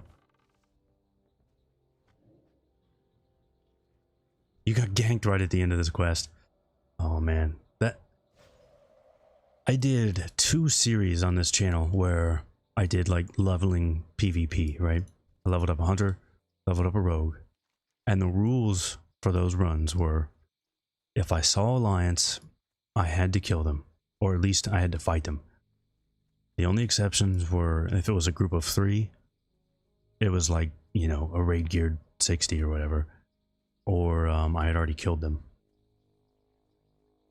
And the last rule was I would not gank people doing escort quests.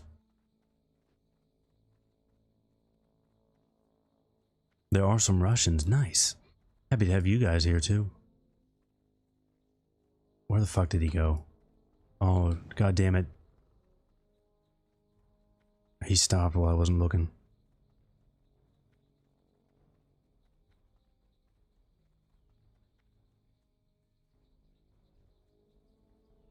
I lost him. Boys, I lost him. I've completely lost him. I'm typing /target his name and I don't see him. He's dead.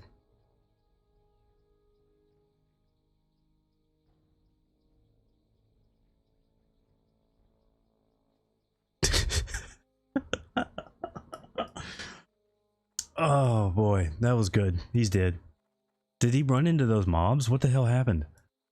I wasn't paying any attention. That's alright, I don't care. I don't care, I'm not gonna go back and do that. I actually I really don't like Ungoro, to be honest with you guys. This is one of my least favorite zones, so I'm gonna turn these quests in that we have now, and I'm going to leave here. I really don't like Ungoro. I mean, it's cool that there's, you know, a lot of quests and it's kind of good for mining and stuff, but I really just don't like this zone that much. So let's turn all these quests in. Get the fuck out. You didn't go back either, yeah. I don't care. I don't care.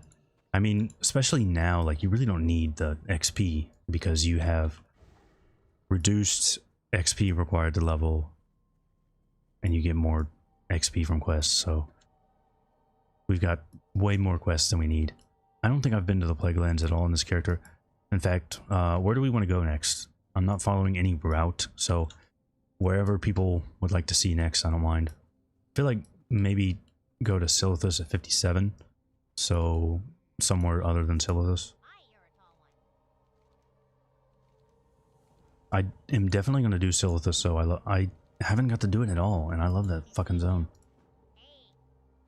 Very well, then.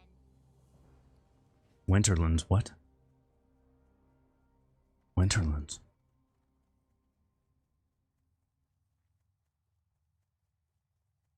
The beauty of escort quests. 9 PM in New Zealand. Nice.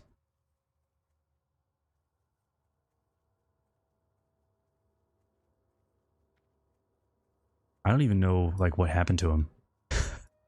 So normally what I do when I do escort quests is I mark the NPC so I don't lose them. Which means the one time that I don't mark them, I lose them. I guess that makes sense. Alright, turn that shit in. And we've got to... Oh, we gotta go turn that in. God damn it. Actually, we'll turn that in and then I'll hearth. My hearth is gadget and we need to go there, so that makes sense. Truly an international channel. Indeed. Winter Spring. We could go to Winter Spring. Winter Spring is a little annoying sometimes with what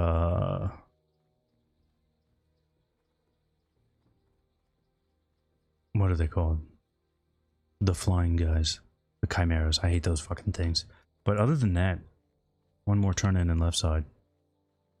Oh yeah, back to Crackle. Good looking out. My videos have glued you for many weeks. Well, I'm glad to hear that, man. I'm working hard on some more. I don't understand what the fuck is going on. Like, it's like 3 mobs now where the first hit and I'm dazed. This is really bad luck.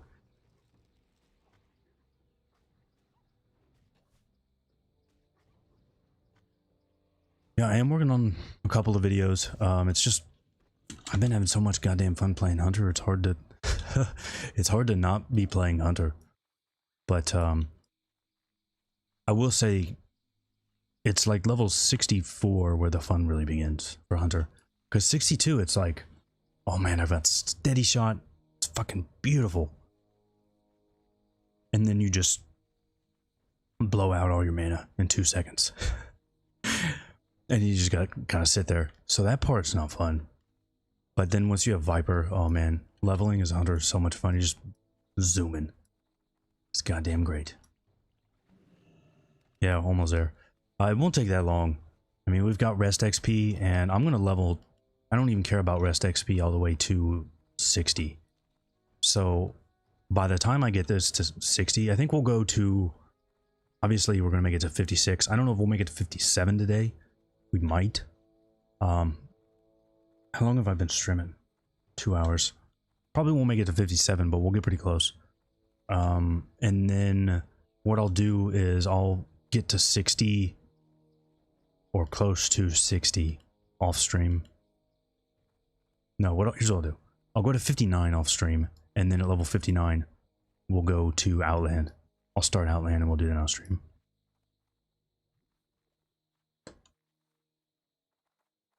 There's an inspiring video tutorial. Well, I'm glad you liked it, man. Glad you liked it.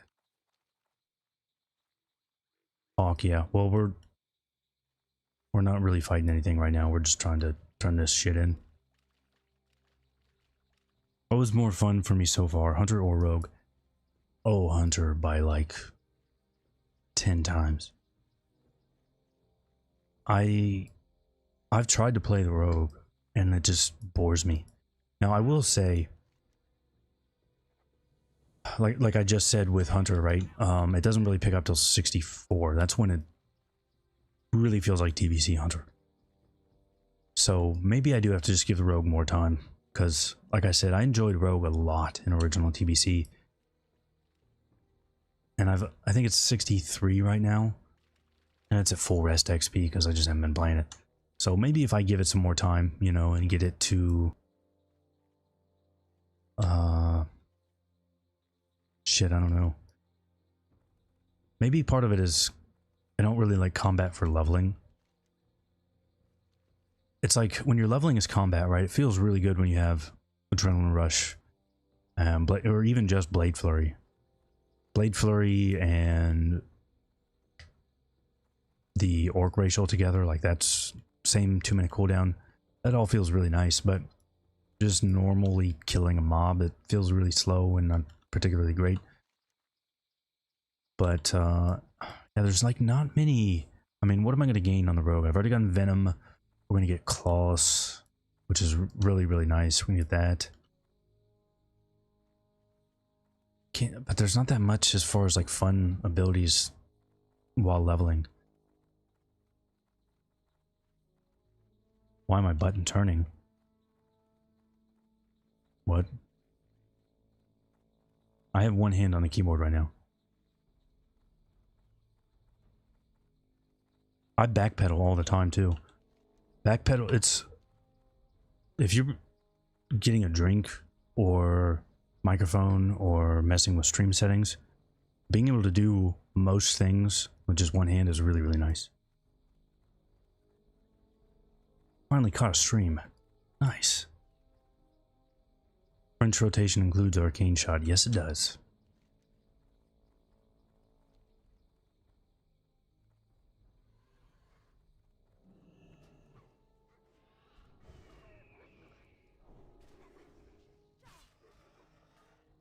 What's the name of the weak aura for attack speed again?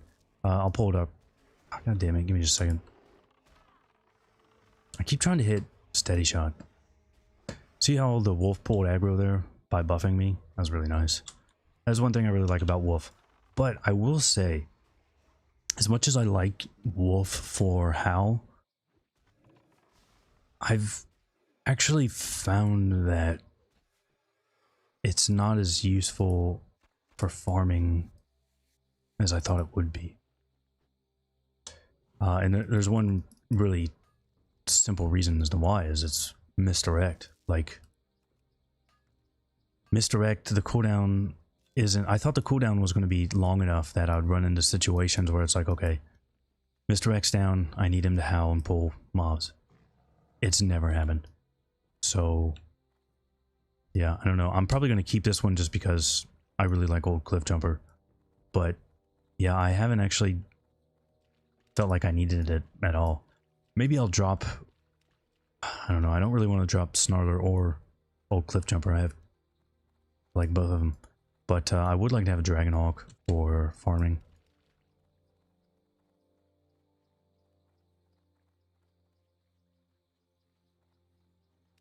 Share the steady shot macro I use. I don't use any steady shot macro at all. You love Warp Stalker? Yeah, Warp Stalkers are also really goddamn nice.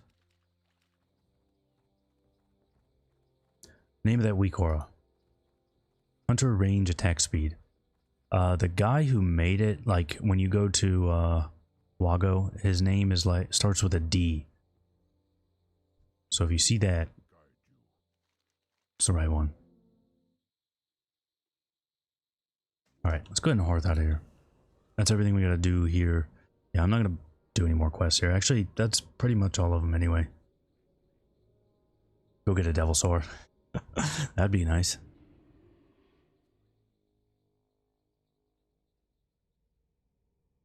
Stoked to catch a stream. I'm stoked you're here. Here to witness the second hunter rise. Gonna be nice, man. I'm pretty excited about the second hunter. I really am. I love playing hunter so much. It's gonna be it's kind of nice to be on Alliance. Of course, it doesn't really matter now that, you know, Horde and Alliance both have paladins and shamans now, so I kind of missed the boat on that, but alright. Whoops. I'm not going to go back and do Pawn Captures Queen. That one is really goddamn annoying. I hate that quest. On a hunter, it's not too hard, but I still really don't like that quest. Not a fun quest. We need to do something about this inventory. It looks really, really bad. This is awful. And then I guess we're going to go to Winter Spring. Somebody wanted to see Winter Spring, so we'll go to Winter Spring. And I think we can get to 57 through Winter Spring. Then we'll go to Silithus. Yeah, I haven't done anything out here. I might, to be honest, you know what? I might even stay out here in Azeroth for a while.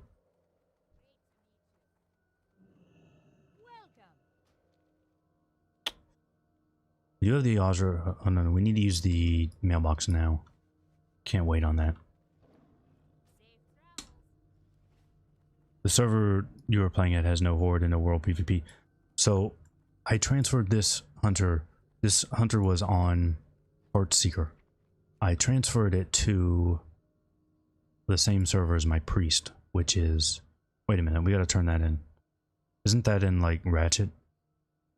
I transferred it to the same server as my priest, which is at Tiesh, and that is a PvE server. So it was on a PvP server, and now it's not.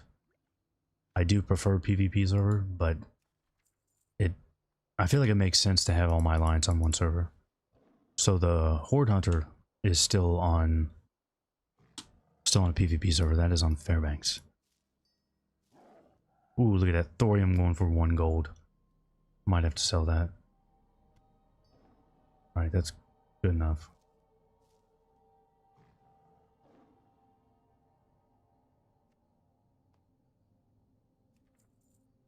Can't even fucking buy arrows here. So we'll need to buy arrows in Ratchet. I'm pretty sure that turns into Ratchet, right? No. Alright. Where does that turn in then?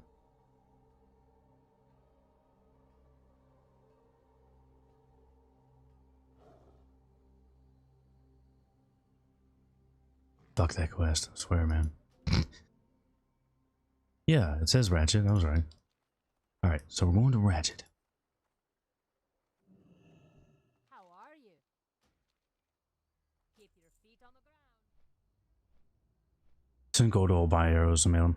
I could do that, but it's not like I need them right now. We still have Jagged. Plus, I don't like to log out stuff on the stream.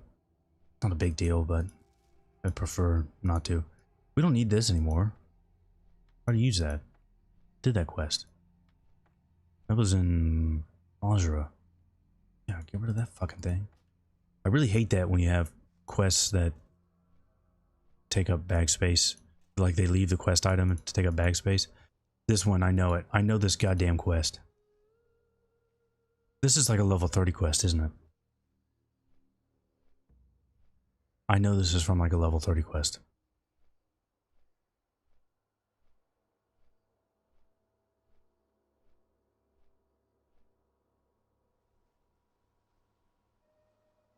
Drawing kit. Okay, we do need the drawing kit.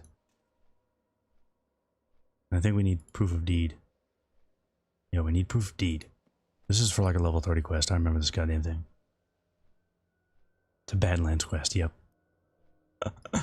God damn it. That always happens.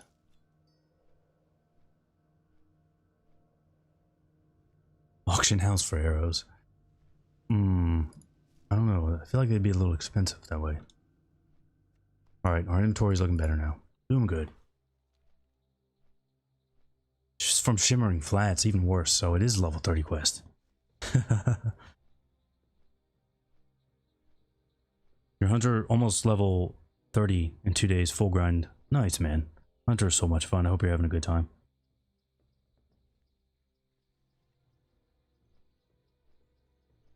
Blank cuts out a lot of time for your pet. Yeah, that is really, really good uptime with Warp Stalker. When we did that on the beta, man, I had a lot of fun with that pet. And we did test it out. If your pet, if your Warp Stalker is like rooted and he uses his warp, he warps but keeps the roots. It's really weird. Stayed on Heartseeker. It's your server. It's an awesome server. I don't know. Anytime I tried to do anything, there was nobody there. Plus, it just makes sense to have my alliance characters on the same server, I think. You had the Burning Blade insignia in your bags for 30 levels. You should have carried that all the way to Outland and found the Burning Blade clan. They may have taken it. Yeah, it works like Shadow Step. That's a good point.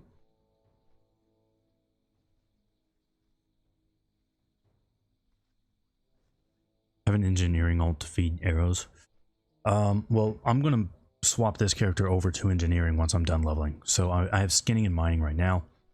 Once we get to 70, I'm gonna drop skinning and go back to engineering. But I just don't really care about it for leveling. And there's also no...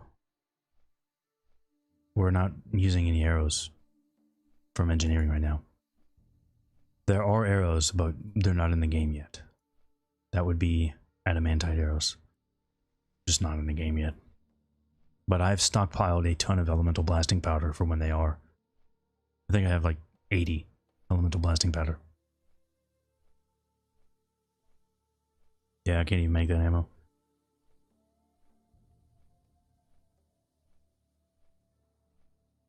Or a friend, imagine that. What the fuck is a friend? Just get a bore if you want a gap closer. For lower levels, yeah. But the warp does not share a cooldown with dash. For some reason, bore charge does. It's really stupid. Really, really stupid. Alright, let's turn this in and then on to Winter Spring. Wait, I've been to Fellwood. No, I've not been to Fellwood. Okay, I guess we gotta fucking run through Fellwood. I thought I did some stuff in Fellwood, but I guess not.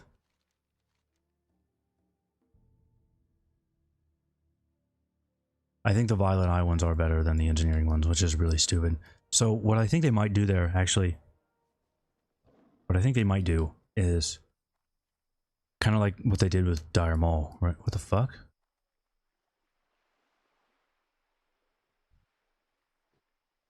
What is this? Did you see that? What the fuck was that?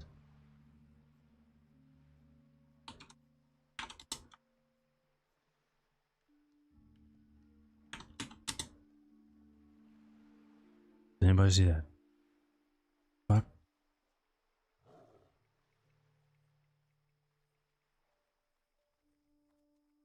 I was going to mind vision him, and then I realized I'm on a hunter. I can't do that.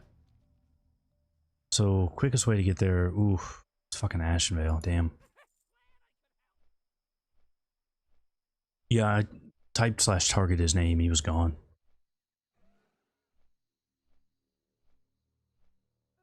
I'm hoping they'll do the same thing with the engineering goggles, right? So instead of waiting until phase 2, they just drop them like halfway through phase 1.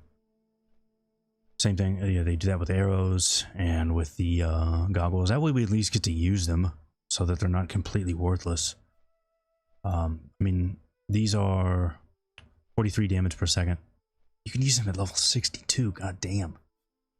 So 43 damage per second, and then the Violet Eye ones are 46.5. What is the add-on called with the minimap? It's called Chinchilla. Yeah, phase 1.5. I mean, they did that with Dire Maul and some other stuff, so I don't see why they wouldn't do that here.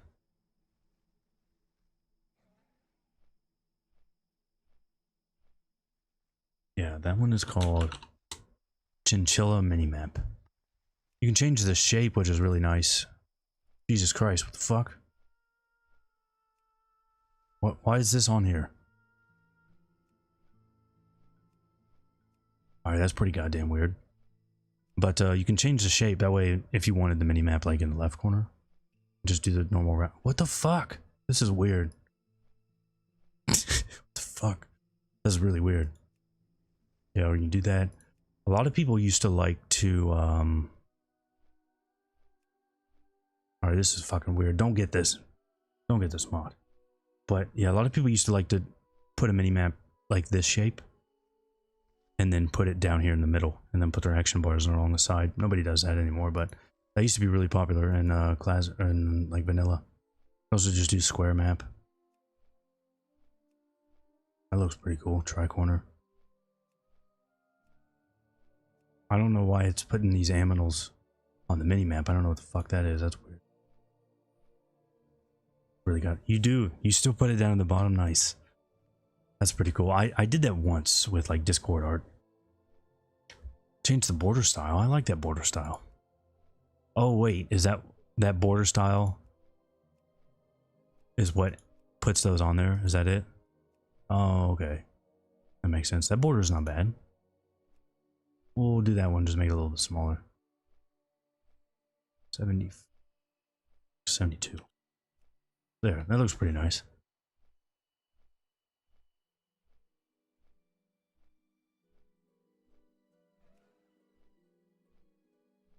Hunter without animal border. That's true, maybe we should put an animal border on there.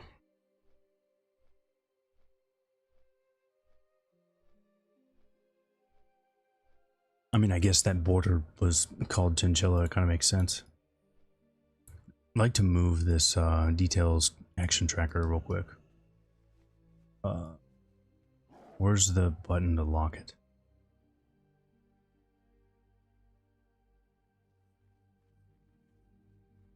There we go, locked. Yeah, we can keep this up here and just make it smaller. Put it over here. There we go. Nice. Square mode. Alright, now we get the long run. Go ahead and pick up our arrows here.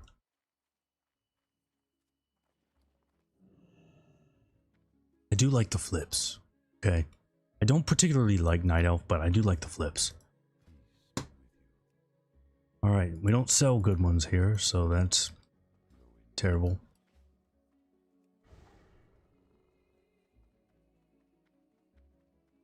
Alright, so turning in those quests, we did pretty good. Yeah, we're pretty close to leveling up here. We got a long... Ooh, we didn't do any of the Furball quests. Maybe we'll knock those out on the way, just so we don't have to fight all those. I feel like that would make the most sense.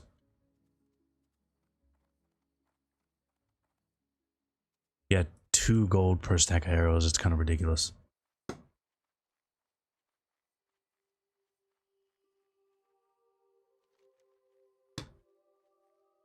Yeah, I'm not going to do all these quests, but we can do the Timbermall one real quick. Knock that out. And then we'll go to Winter Spring.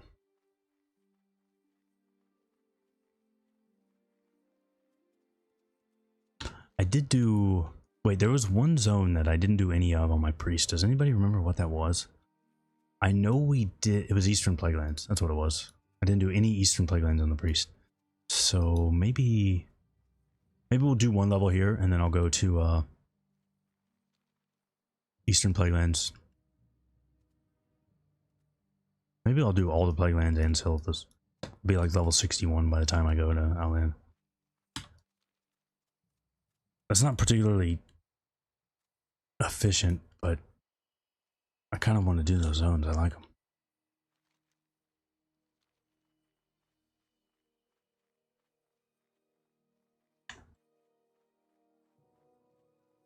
Actually, since this hunter is going into TBC with nothing, we might have to get the gun, right? That's from Blood Furnace. I mean, that's pretty good. We might have to get that. Doesn't look too bad. Alright, it looks pretty terrible. The only other, because there's not that many good ranged weapons while leveling up in Outland, right? I know Nesting Weary has a really bad gun. There's...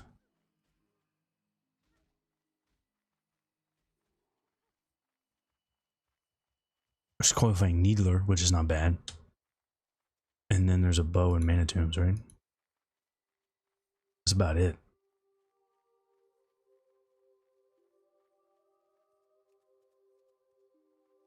I guess, yeah, I probably will have to run quite a few Blood Furnaces.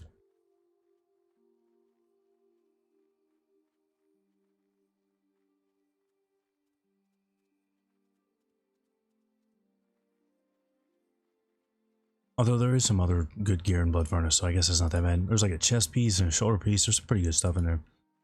Yeah, both those are pretty damn good, so... yeah, I guess that makes sense. You might even want that. Do some melee weaving. I just like the look of that a lot too.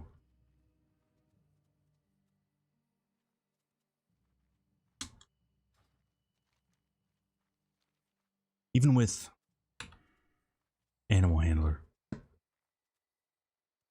I feel like this is just so goddamn slow. I mean, you get used to that epic turbocharged flying machine, and then you go back to 60% mount. It's pretty terrible. Yeah, the crossbow from Slave Pens. Coilfang Needler. That's pretty decent. We might pick that one up. also just, it looks pretty goddamn nice. I like it. Looks good.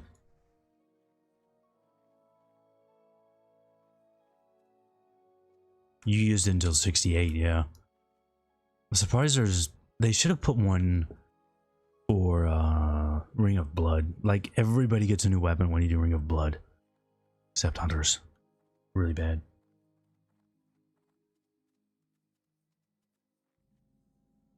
Alright, let's maybe we'll do yeah, I think we'll do the Furbog.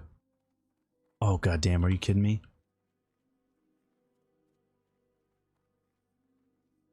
I can't believe I forgot about this.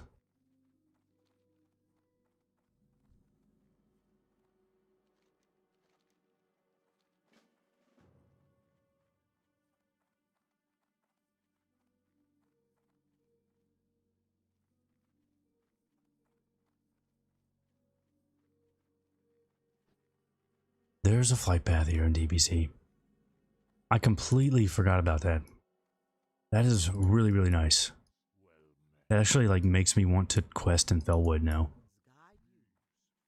But no, we're not going to do that. We're just going to do this for Baldwin.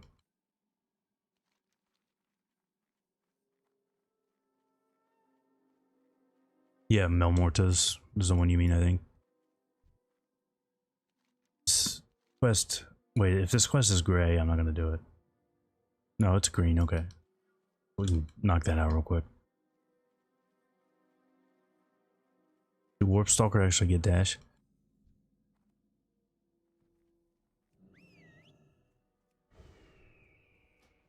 Actually, I don't know.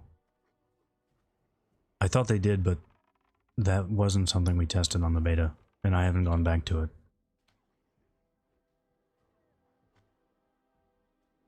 I'm gonna do Steambolt's farming, but every couple of pulls things go weird.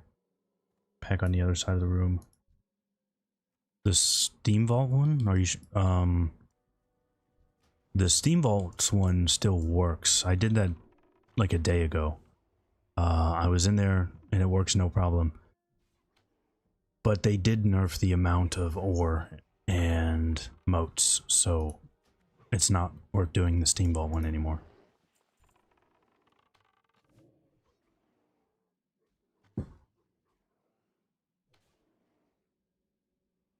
I have also seen 0 corium in there. I've seen corium in other dungeons, but when I did that on the beta, I found corium pretty regularly. Not so on live. I mean, to me, that farm is just there's no point in it anymore. Even on a PvP server, like a really high populated PvP server, I've been able to find more ore just out in the open world.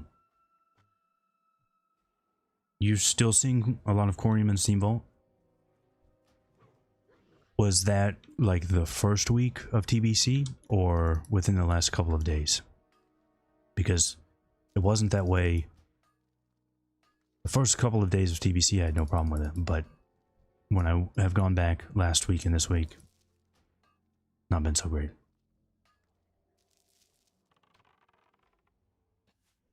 You were there Sunday and you were still getting...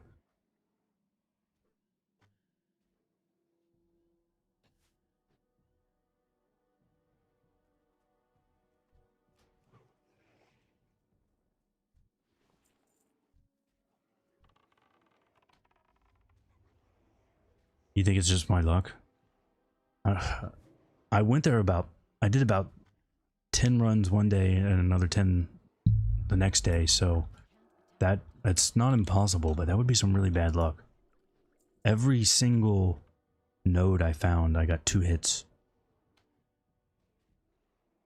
And every moat extract, I got 3 moats, maybe 4 once.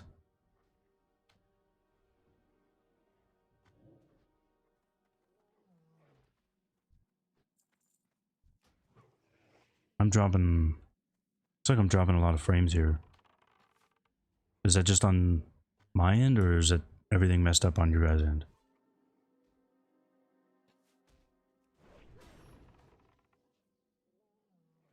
Are you doing it on heroic?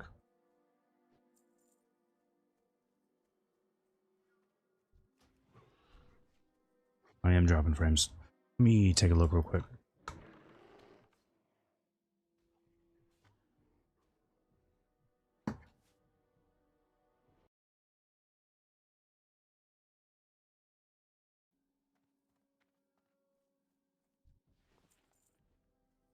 Is there a video guide to the SV mining run possible to do for hunters? Yeah, there's one on the channel.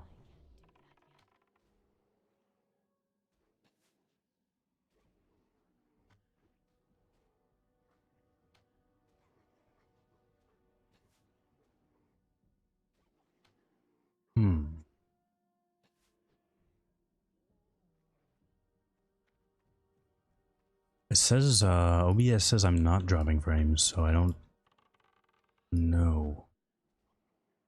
But yeah, when I'm watching it on my, tablet, it looks terrible.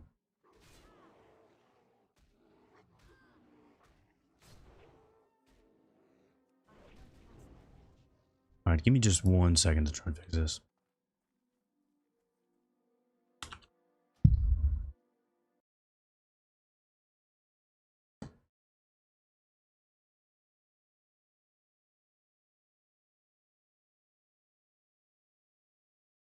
For some reason, my WoW was really lagging.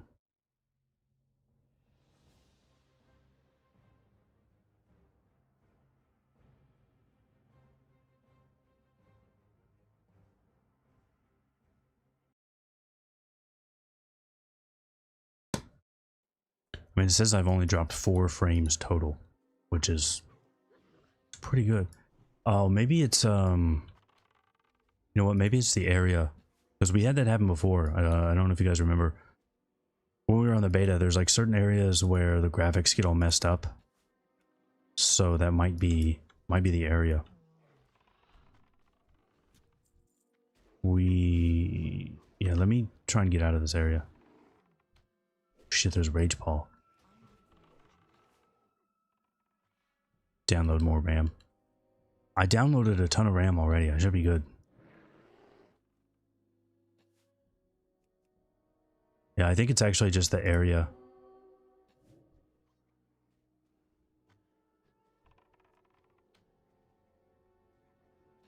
More RAM. Not a dwarf.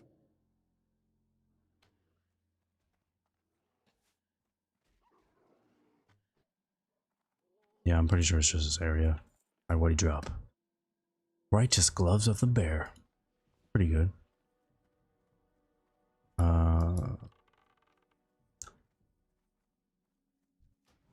We only need a couple more guys and we'll be out of here.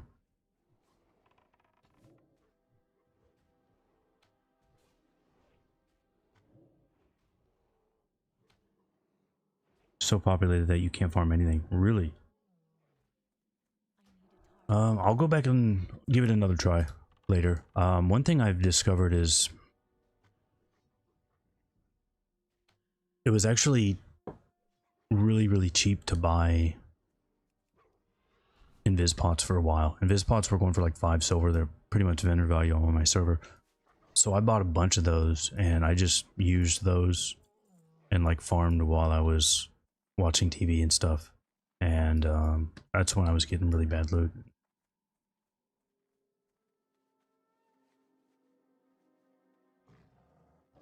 I mean, we can do that at one point, go back there. But like the route hasn't changed since that video, so just the amount of loot I've been getting.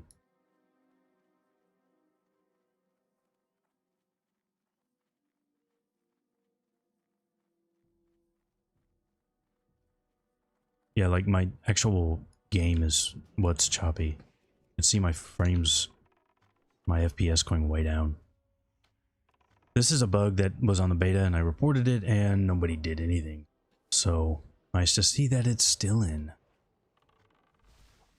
Alright, last one. And then we'll get out of here. There's tons and tons of graphical glitches still with TBC. I don't know how many you guys have run into. Pretty much every day I run into one where like everything will be flickering. I don't know if you guys have seen that one. Alright, let's get out of here.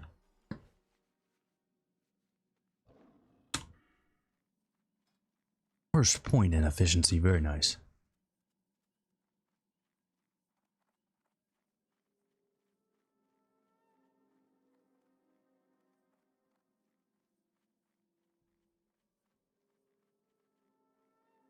Alright, now my frames are back stabilized at 120.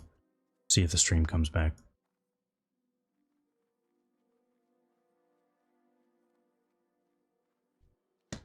The mushroom. The mushrooms flickering. Okay, we're now unfriendly, so we can go do that. We can get out of here. Yes, it's definitely a game issue because it's dropping my FPS in game a ton.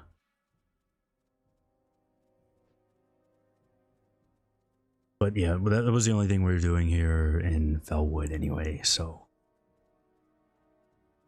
Going to Winter Spring. Nice. There was also that bug where it looked like I had headlights on. So everything directly in front of me would be super bright. They didn't fix that one either. I have ran into that less than I did on the beta, but that one's still in.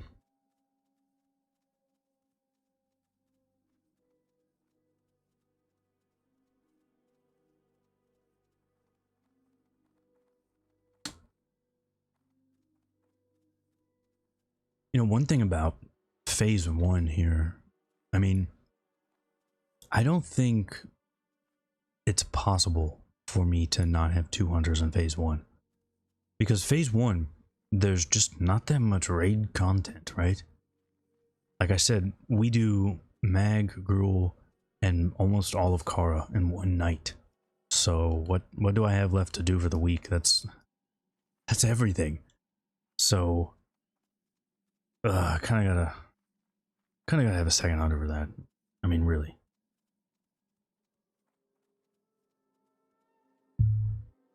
And the priest. Gotta play the priest too. And that's priest has just been a lot of fun. It's still doing this. It's definitely this area.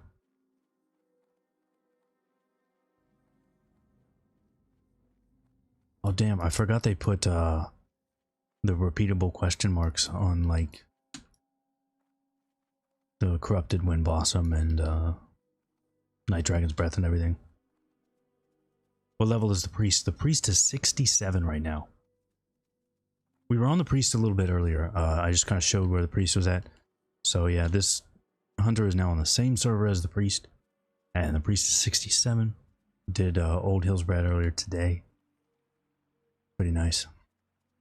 It's a lot of fun, it really is. I really like the smite spec. Great.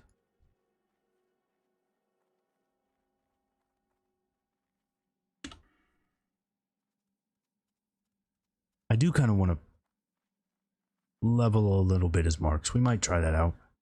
Maybe once I'm going to do a bunch of dungeons, because I'm going to try and run, probably going to run Blood Furnace at least until I get that gun. So like 61, something like that. We can swap to marks or serve, but we'll probably go to marks and give that a try. Although, if we went serve... Wait a minute, maybe I could do that as marks. So someone was asking earlier about doing 2 steady shots back to back. I think you can do that as marks too.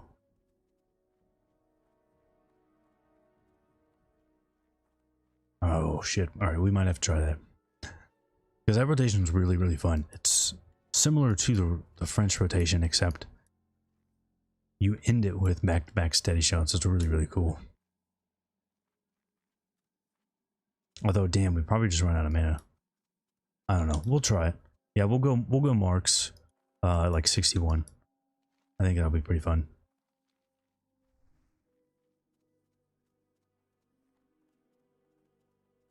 All right, I'm gonna have to change this border. I don't like that at all. This border is not doing it for me.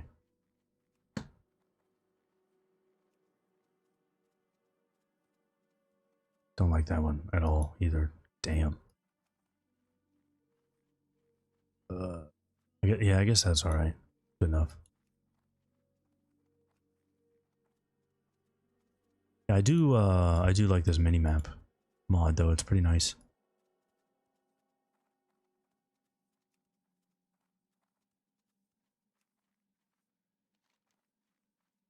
Alright, we should pick up the flight path too, actually. Yeah, I'll grab that.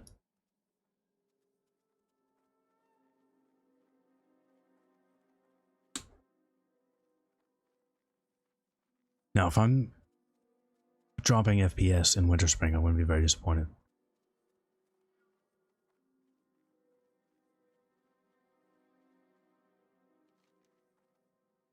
But actually, I think I remember this happening when I was leveling the priest. We came through here and it was doing this. Or maybe it was the druid, actually, when we were leveling a druid in the pre-patch.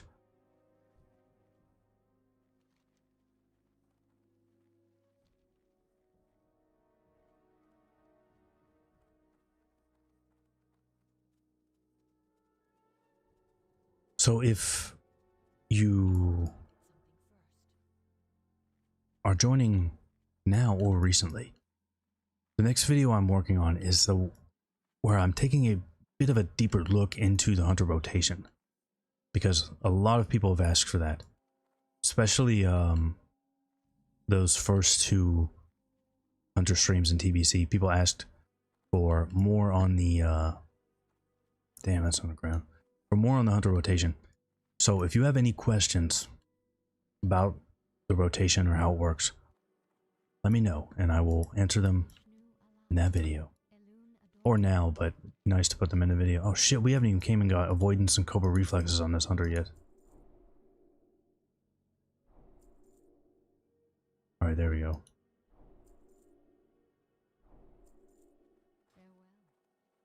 I didn't even know there was a goddamn pet trainer here. We should have the points to teach him that, actually. It's only rank 1 avoidance, but still it's worth it. You just want to know how to become Beast Lord. So to become Beast Lord, there's 4 things you need. You need a pair of gloves, a helmet, chest piece, and some shoulders. That's all it takes. And you too will become Beast Lord. Now, if you're talking about becoming Beast Lord, carrying Sunny D in a trophy, that's where it becomes a little bit more difficult. Yeah, I thought I explained the rotation pretty well in the Hunter Essentials video, but I guess I did not. So much trying to do it a lot better in this video, and I want it to be pretty extensive, so if there's like anything people are wondering about that I haven't thought of, then I could put it in there so that I can help people out with that. 47 runs to get the chest and 49 for the gloves. Ooh. The only one that, well, the chest piece probably took me about 10 runs, but the helm was the only one that took a lot of runs. I did over 20. At that point I quit counting.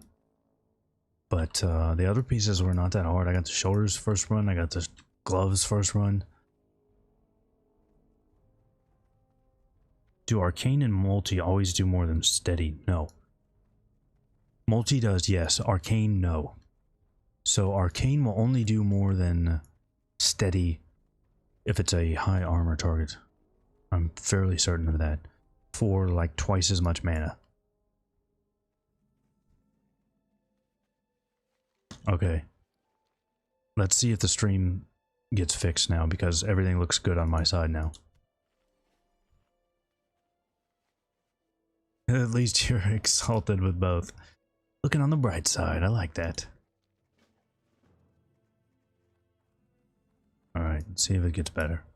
Yeah, we're sitting at 120, no problem now. Do I still use weapon swing timer? Yes. So I'm using weapon swing timer right now. God damn it, I didn't mean to do that. Yeah, I'm still using Winter's weapon swing timer. I have tried out quite a few different weak auras for weapon swing. There's one that I kind of like.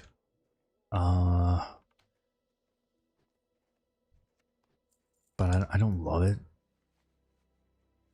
It's kind of, it's not an improvement. It's just kind of a little bit different. Maybe I'll use that one in the future. The biggest problem I have with that one is everything is not grouped together, so it's just annoying to customize. But when I do the macro UI and mods video, I'll show all those just in case there's some that, you know, some people end up liking better than others. You know, you might like it even if I don't.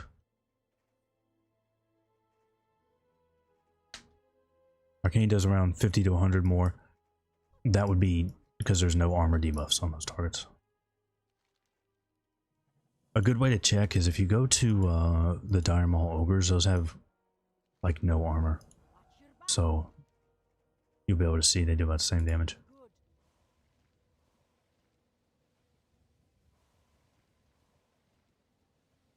Worth getting Honored Gun, Honor Hold Gun, instead of Valano's Longbow. There are quite a few weapons there where it doesn't really matter. They're all very, very close. So Valano's Longbow, Melmorta's Emberhawk, is that the name of it?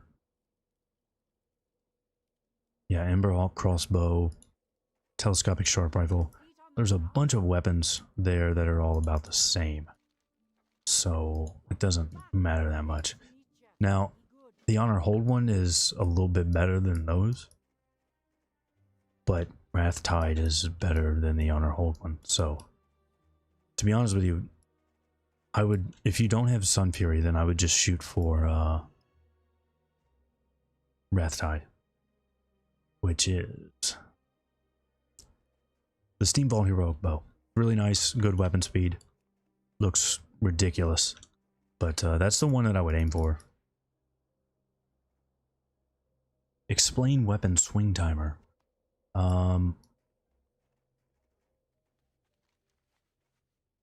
So what it does is it just shows when your auto shots are going to go off.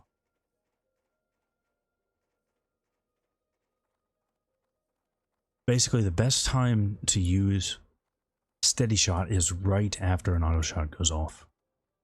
You don't want to cast a steady shot when your auto shot would be going off, because that will delay the auto shot.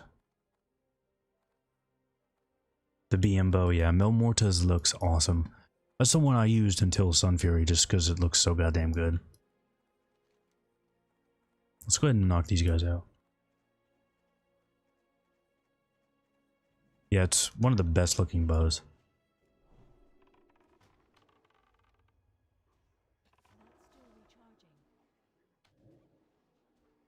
Did the stream not clear up?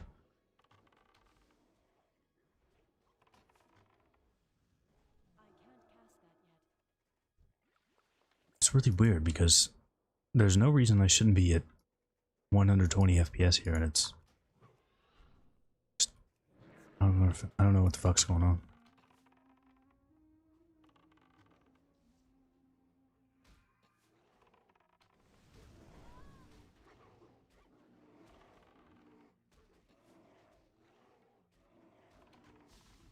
I think it, I don't know, it might be, someone's said that it was, not that one. Texture filter? No. I don't think it's my ray tracing. Turn that off and check. There was something in the graphics. Projected textures. That's what it was. They said that caused a lot of problems. We'll see. See if that fixes it.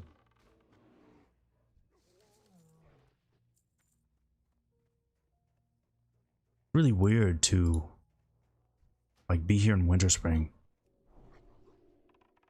and there's not like 900 people trying to kill these guys. Oh, it's not lagging now? Okay. Yeah, I don't know what I was doing that for. Remember when I when I tried to do this quest on the priest, man, there was just so many people here I couldn't even do it. I think I gave up.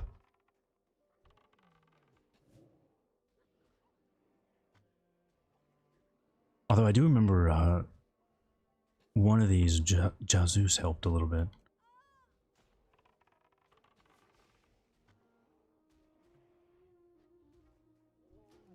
Man, the mana just goes so fast. We need another Viper.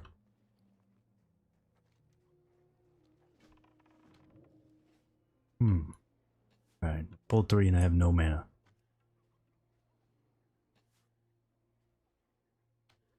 And no cooldowns.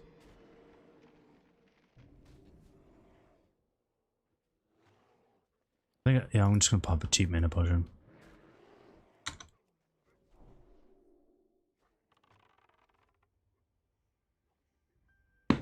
The Steam Vaults, the bow, yeah, the bow from Steam Vaults is awesome. I love it.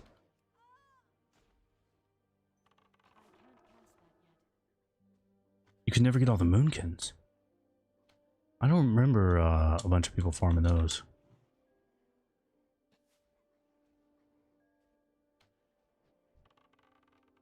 Oh yeah, good. I forgot there's 2 quests to kill these guys. I didn't realize I picked up both of them already. I don't know, I really like that Steambolt's bow. It looks amazing. Look at that thing. Which, for some reason, I can't click on during combat. TBC actually has tons of really nice looking gear that pretty much nobody will ever use. I remember that annoying me in original TBC, like, is it Manitomb's Heroic? Yeah, like this. Oh my god, look how cool that looks. That thing looks amazing. Nobody's going to use it. Alright, that looks weird as fuck. But it's kind of cool. I really like that sword. Nobody's going to use that. So much really, really nice looking gear that just like nobody's ever going to use.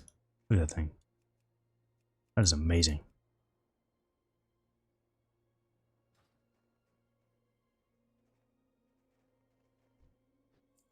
You think it's pre-raid bis? The Wrathtide bow? Because that is pre-raid bis. Fuck, I almost left this chest here.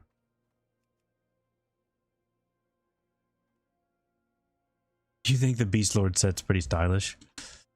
Ooh, I don't know. I kinda hate it. I kinda hate it. Actually, I think healers make out the best for pre-raid bis because White Mend and the Primal Mooncloth, the name of it, that looks really nice. Yeah, Sun Eater looks really cool. I like that. Sun Eater's pretty nice. But yeah, I think healers make out the best with the White Mend and Primal Mooncloth. It's a recolored Prophecy, and I think it looks better than the original Prophecy. That looks so nice. I love it. Definitely not stylish. I do appreciate that it's kind of, yeah, it's kind of subdued and plain.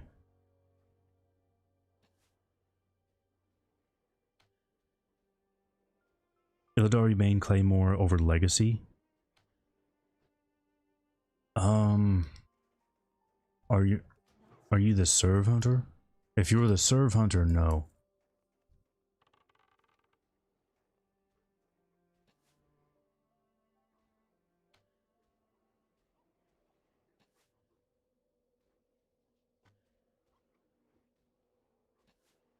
The helm is probably the worst part of Beast Lord. It looks pretty terrible.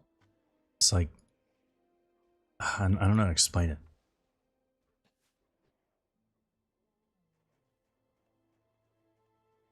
London set 3. Yeah, the helm just looks bad. But like it doesn't look terrible. It's just, yeah, it's pretty plain. I think you were on point calling it plain. Is Scorpid Sting worth keeping up on bosses? The damage of that, it's not gonna snapshot, so no, not really. They did nerf the snapshotting on that.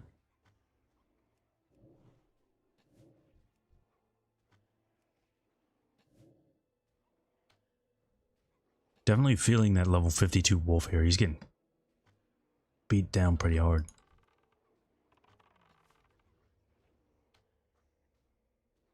Oh, you mean Scorpid? I thought you meant Scorpid pet. That's what I thought you meant. Scorpid as in... I don't know where it is. But yeah, that one's actually pretty good. The one, it gives, is it 5% miss chance now? Yes, that one is. When you said Scorpid, I thought you were talking about the pet. Just turn off show helm. Yeah, you can do that. Although the problem with that is, see, my hunter is an engineer. So I swap the engineering goggles on to find moats, and those look really good. So I want to keep those on. I really like the goggles. The current engineering goggles look ridiculous.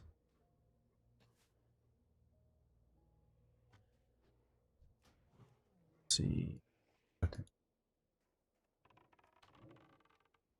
I really wish that it would load during combat. That's really annoying.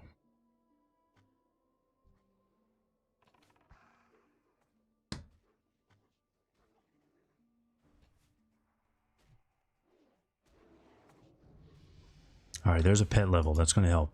Going to help a lot.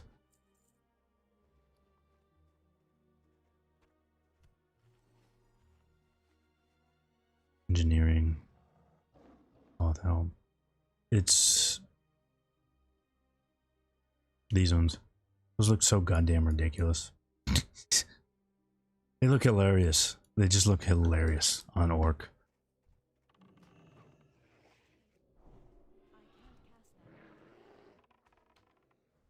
Have a weak aura that shows your current speed. Well, the good thing is, so I've already got that part in the video because I knew I knew people were going to ask about that. So yes, you can see I have one right down here. I really, really like it. This one is called Hunter Ranged and then attack speed with one word.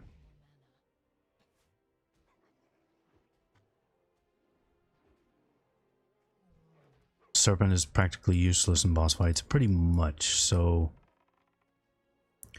the only time I've ever even used it in a raid is when I have to move a lot. So on Mag, you know how Mag will like knock you around? This is it. It's called Hunter Range Attack Speed. You know how Mag will knock you around? Well, that's about the only time I use it. Because there's nothing else you can do. You're just getting knocked around.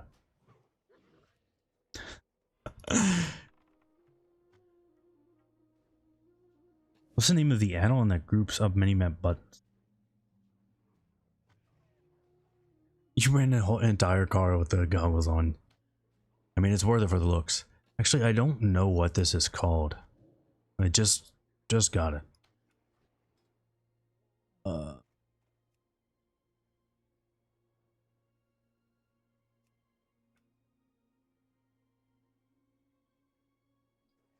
Like minimap button. That's what it's called. Yeah, it's really, really nice. I do wish there was an option to exclude some from this. Like a couple of them that I press all the time.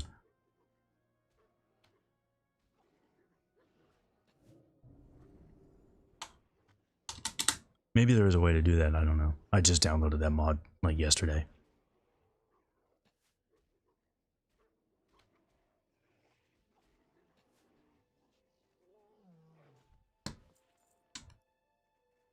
I think we're almost done with this one.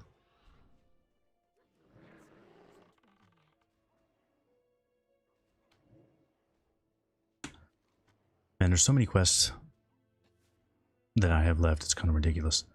Probably not going to finish this one because there's totemics over here, aren't there? No, there's not. Alright, I guess we do have to finish those totemics here. Pair of goggles with the Google logo on them.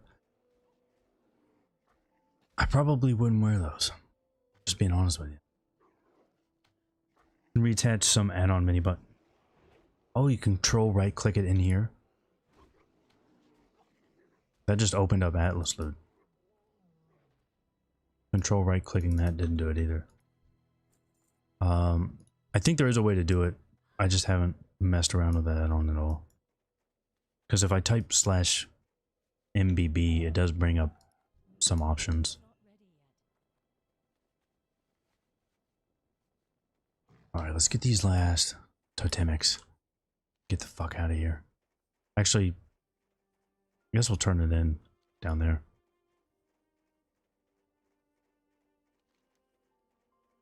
I need 4 more. Is this macro good? What?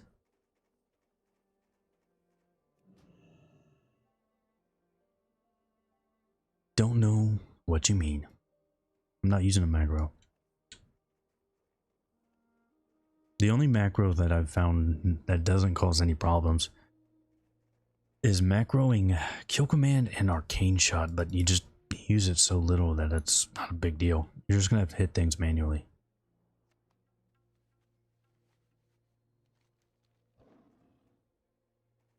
Why a second hunter? Why? What?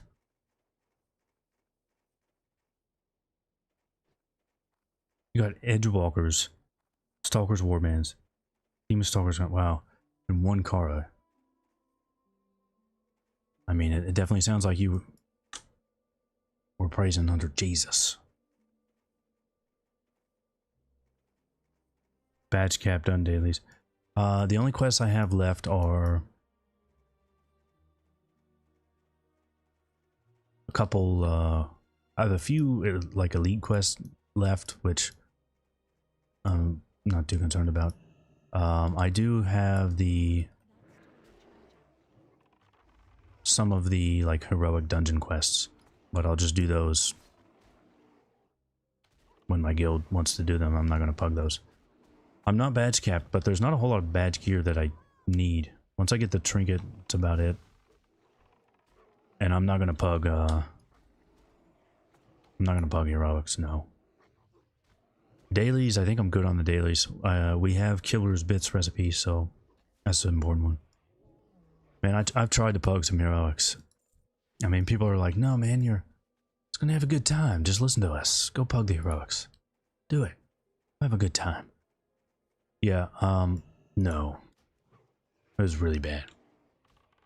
You know, I've only successfully done 1 pug heroic. And that was Ramparts. I don't mind pugging something really easy like that, but anything else I'm not too interested in.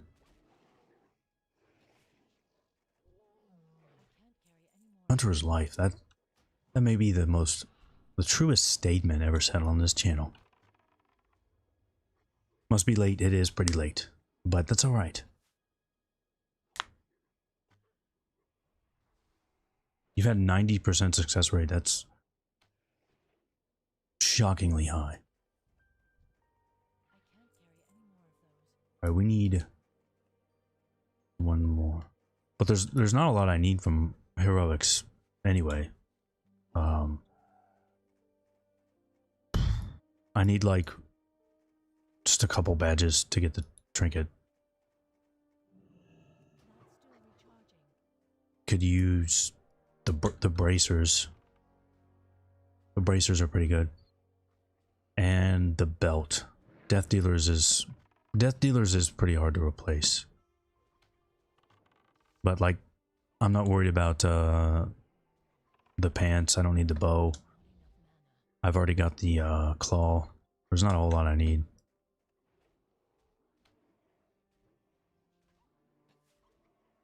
6:14 a.m. here, couldn't sleep. Man, that's same time here. I'm on the East Coast, but I have a bit of a weird schedule. I like to do streams at all different times, but I haven't been able to do that lately. I've only been able to stream like late at night or really early morning, which I don't like that. I like to do them all different times and just you know, that way I can talk to different people. So I am going to try and do God damn it. I am going to try and do more like daytime streams. I've been trying to get some done. I just haven't been able to make it happen. Some daytime streams or kind of like I can probably do some like evening streams too, because my raid times are late and we only raid one day a week now, so I can probably make that happen.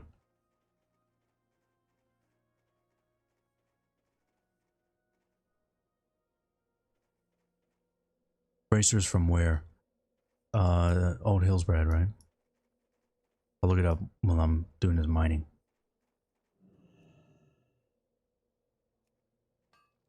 Pretty sure it's Old Hillsbrad for the bracers.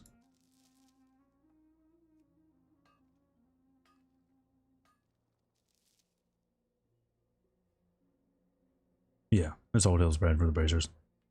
I mean, those are phase 1 bits. There's some other ones that are also really, really close, though.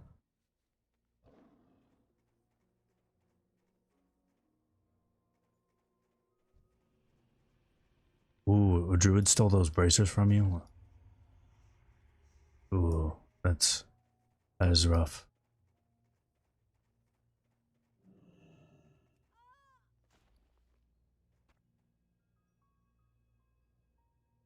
DST just dropped in Gruels. You are on Hunter. Hunter Jesus did not bless you, though. Wrote a whole 27. Well, here's the thing. Did you actually say a prayer to Hunter Jesus? Or did you just think like, okay, let's roll and see what happens? You have to actually actively praise Hunter Jesus for that to happen. Otherwise, he's not going to hear it. He's Hunter Jesus. He's not a mind reader.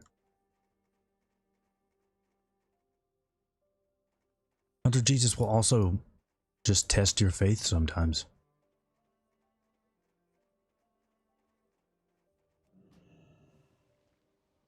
Yeah, I mean, that could be it. It could have just been a, you know, test of faith. Like, not winning any rolls for the trinkets. Abacus, and yeah, I lost 2 hourglass. I lost hourglass twice to tanks.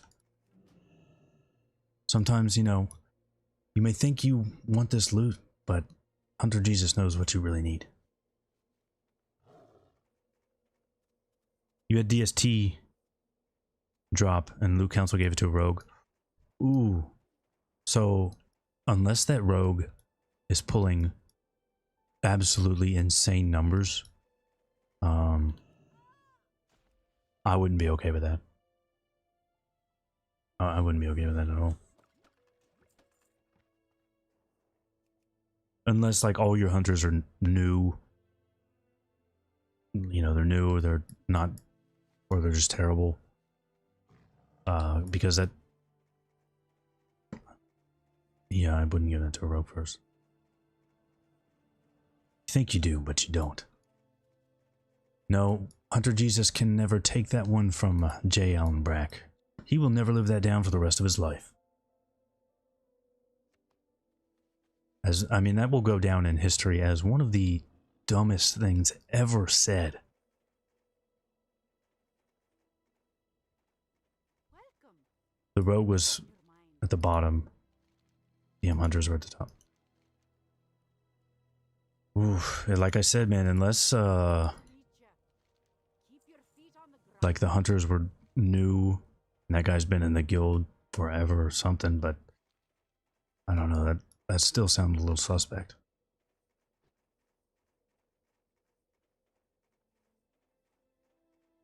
You got hourglass last night. Nice. Maybe Hunter Jesus denied me hourglass so that I would get in on this hunter. I'm pretty sure that's what's happening. That makes the most sense if you really think about it. I mean, really, if you think about it. Actually think about it. There's no way Hunter Jesus does not exist. There's no other way that I would have got Sun Fury the first run. My first car, I got Sun Fury. I got the scope schematic already, and I have DST already.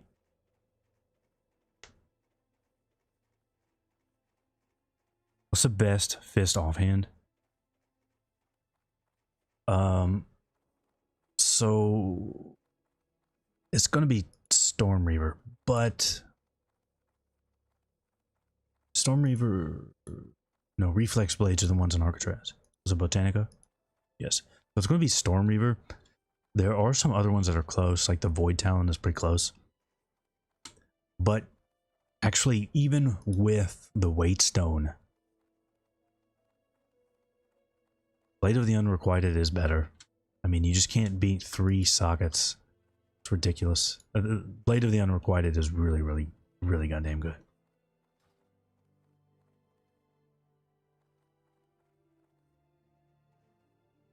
Do hunters ever replace DST? Most likely no. Hourglass better than Abacus?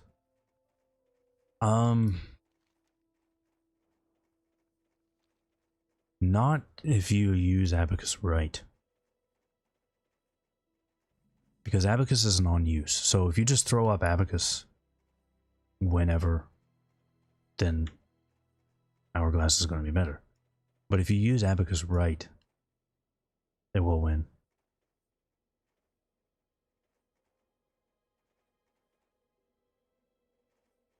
Is an alternate universe there is a Hunter Jesus who is Hunter?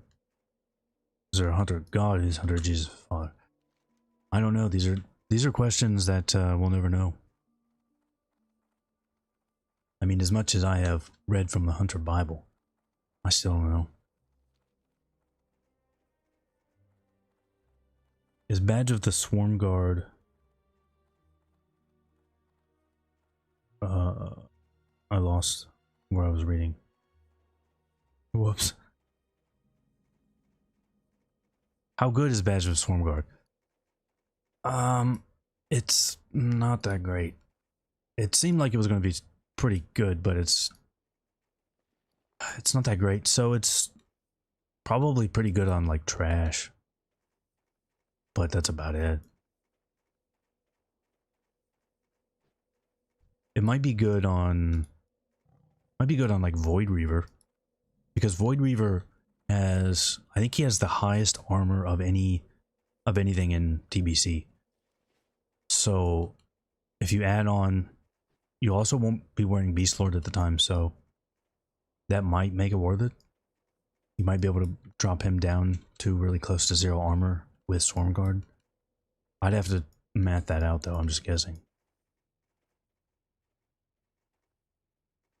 So are we changing Sonic Spear for those? Yeah. You'll drop Sonic Spear probably once you have like Skulkers, Edgewalkers. That way you're not losing on the hit. You can tame the white cat from the quest here. Yes, you can. He looks the same as Eshiyake, I think his name is. Alright, so our inventory is still fucked. But does anybody here sell arrows?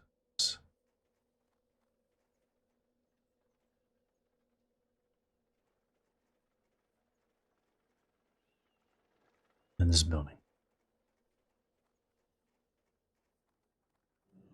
Can't Serpent Sting Void Reaver. It's a shame.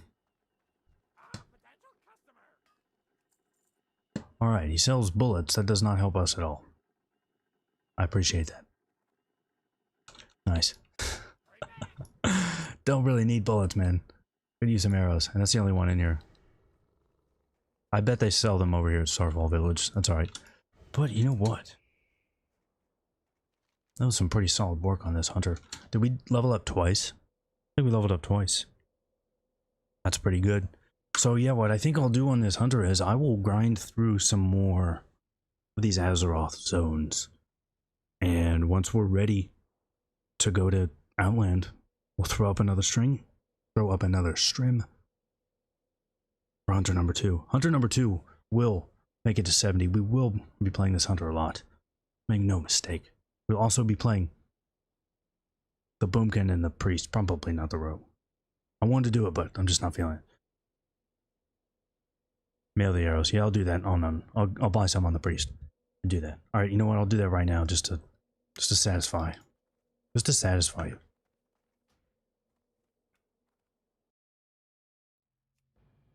I'll mail them over on the Priest.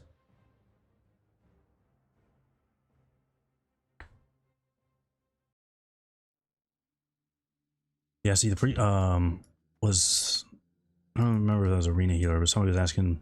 Yeah, so we are 67 on the Priest, going really good. But I don't see. I don't see an arrow vendor here. The fuck? I know where the arrow vendor is at Gardar. There he is. Do you play any PvP? Yeah, the main hunter is on a PvP server. If you're talking about Arena, not yet. I will. And I will do a lot. The problem is... I went to the wrong guy. He's over here. It's not particularly great trying to farm PvP gear on a Horde character right now. So we might do that on the Alliance Hunter. Alright, we got a lot of them here. Full bags. Check out, I gotta show you guys these pants real quick too. Look at that. So this is pretty ridiculous. Let's look at like tier 4 pants, right? God damn it. That's tier 4. Tier 4 pants. Alright, 88 healing. And then some nice stats. 36 spear is really nice. These pants are 132 goddamn healing. That's a lot. I had to buy them. They were like 8 gold. I don't know why they were so cheap, but I bought them. So 132 healing pants, really nice. Alright, we'll mail all this.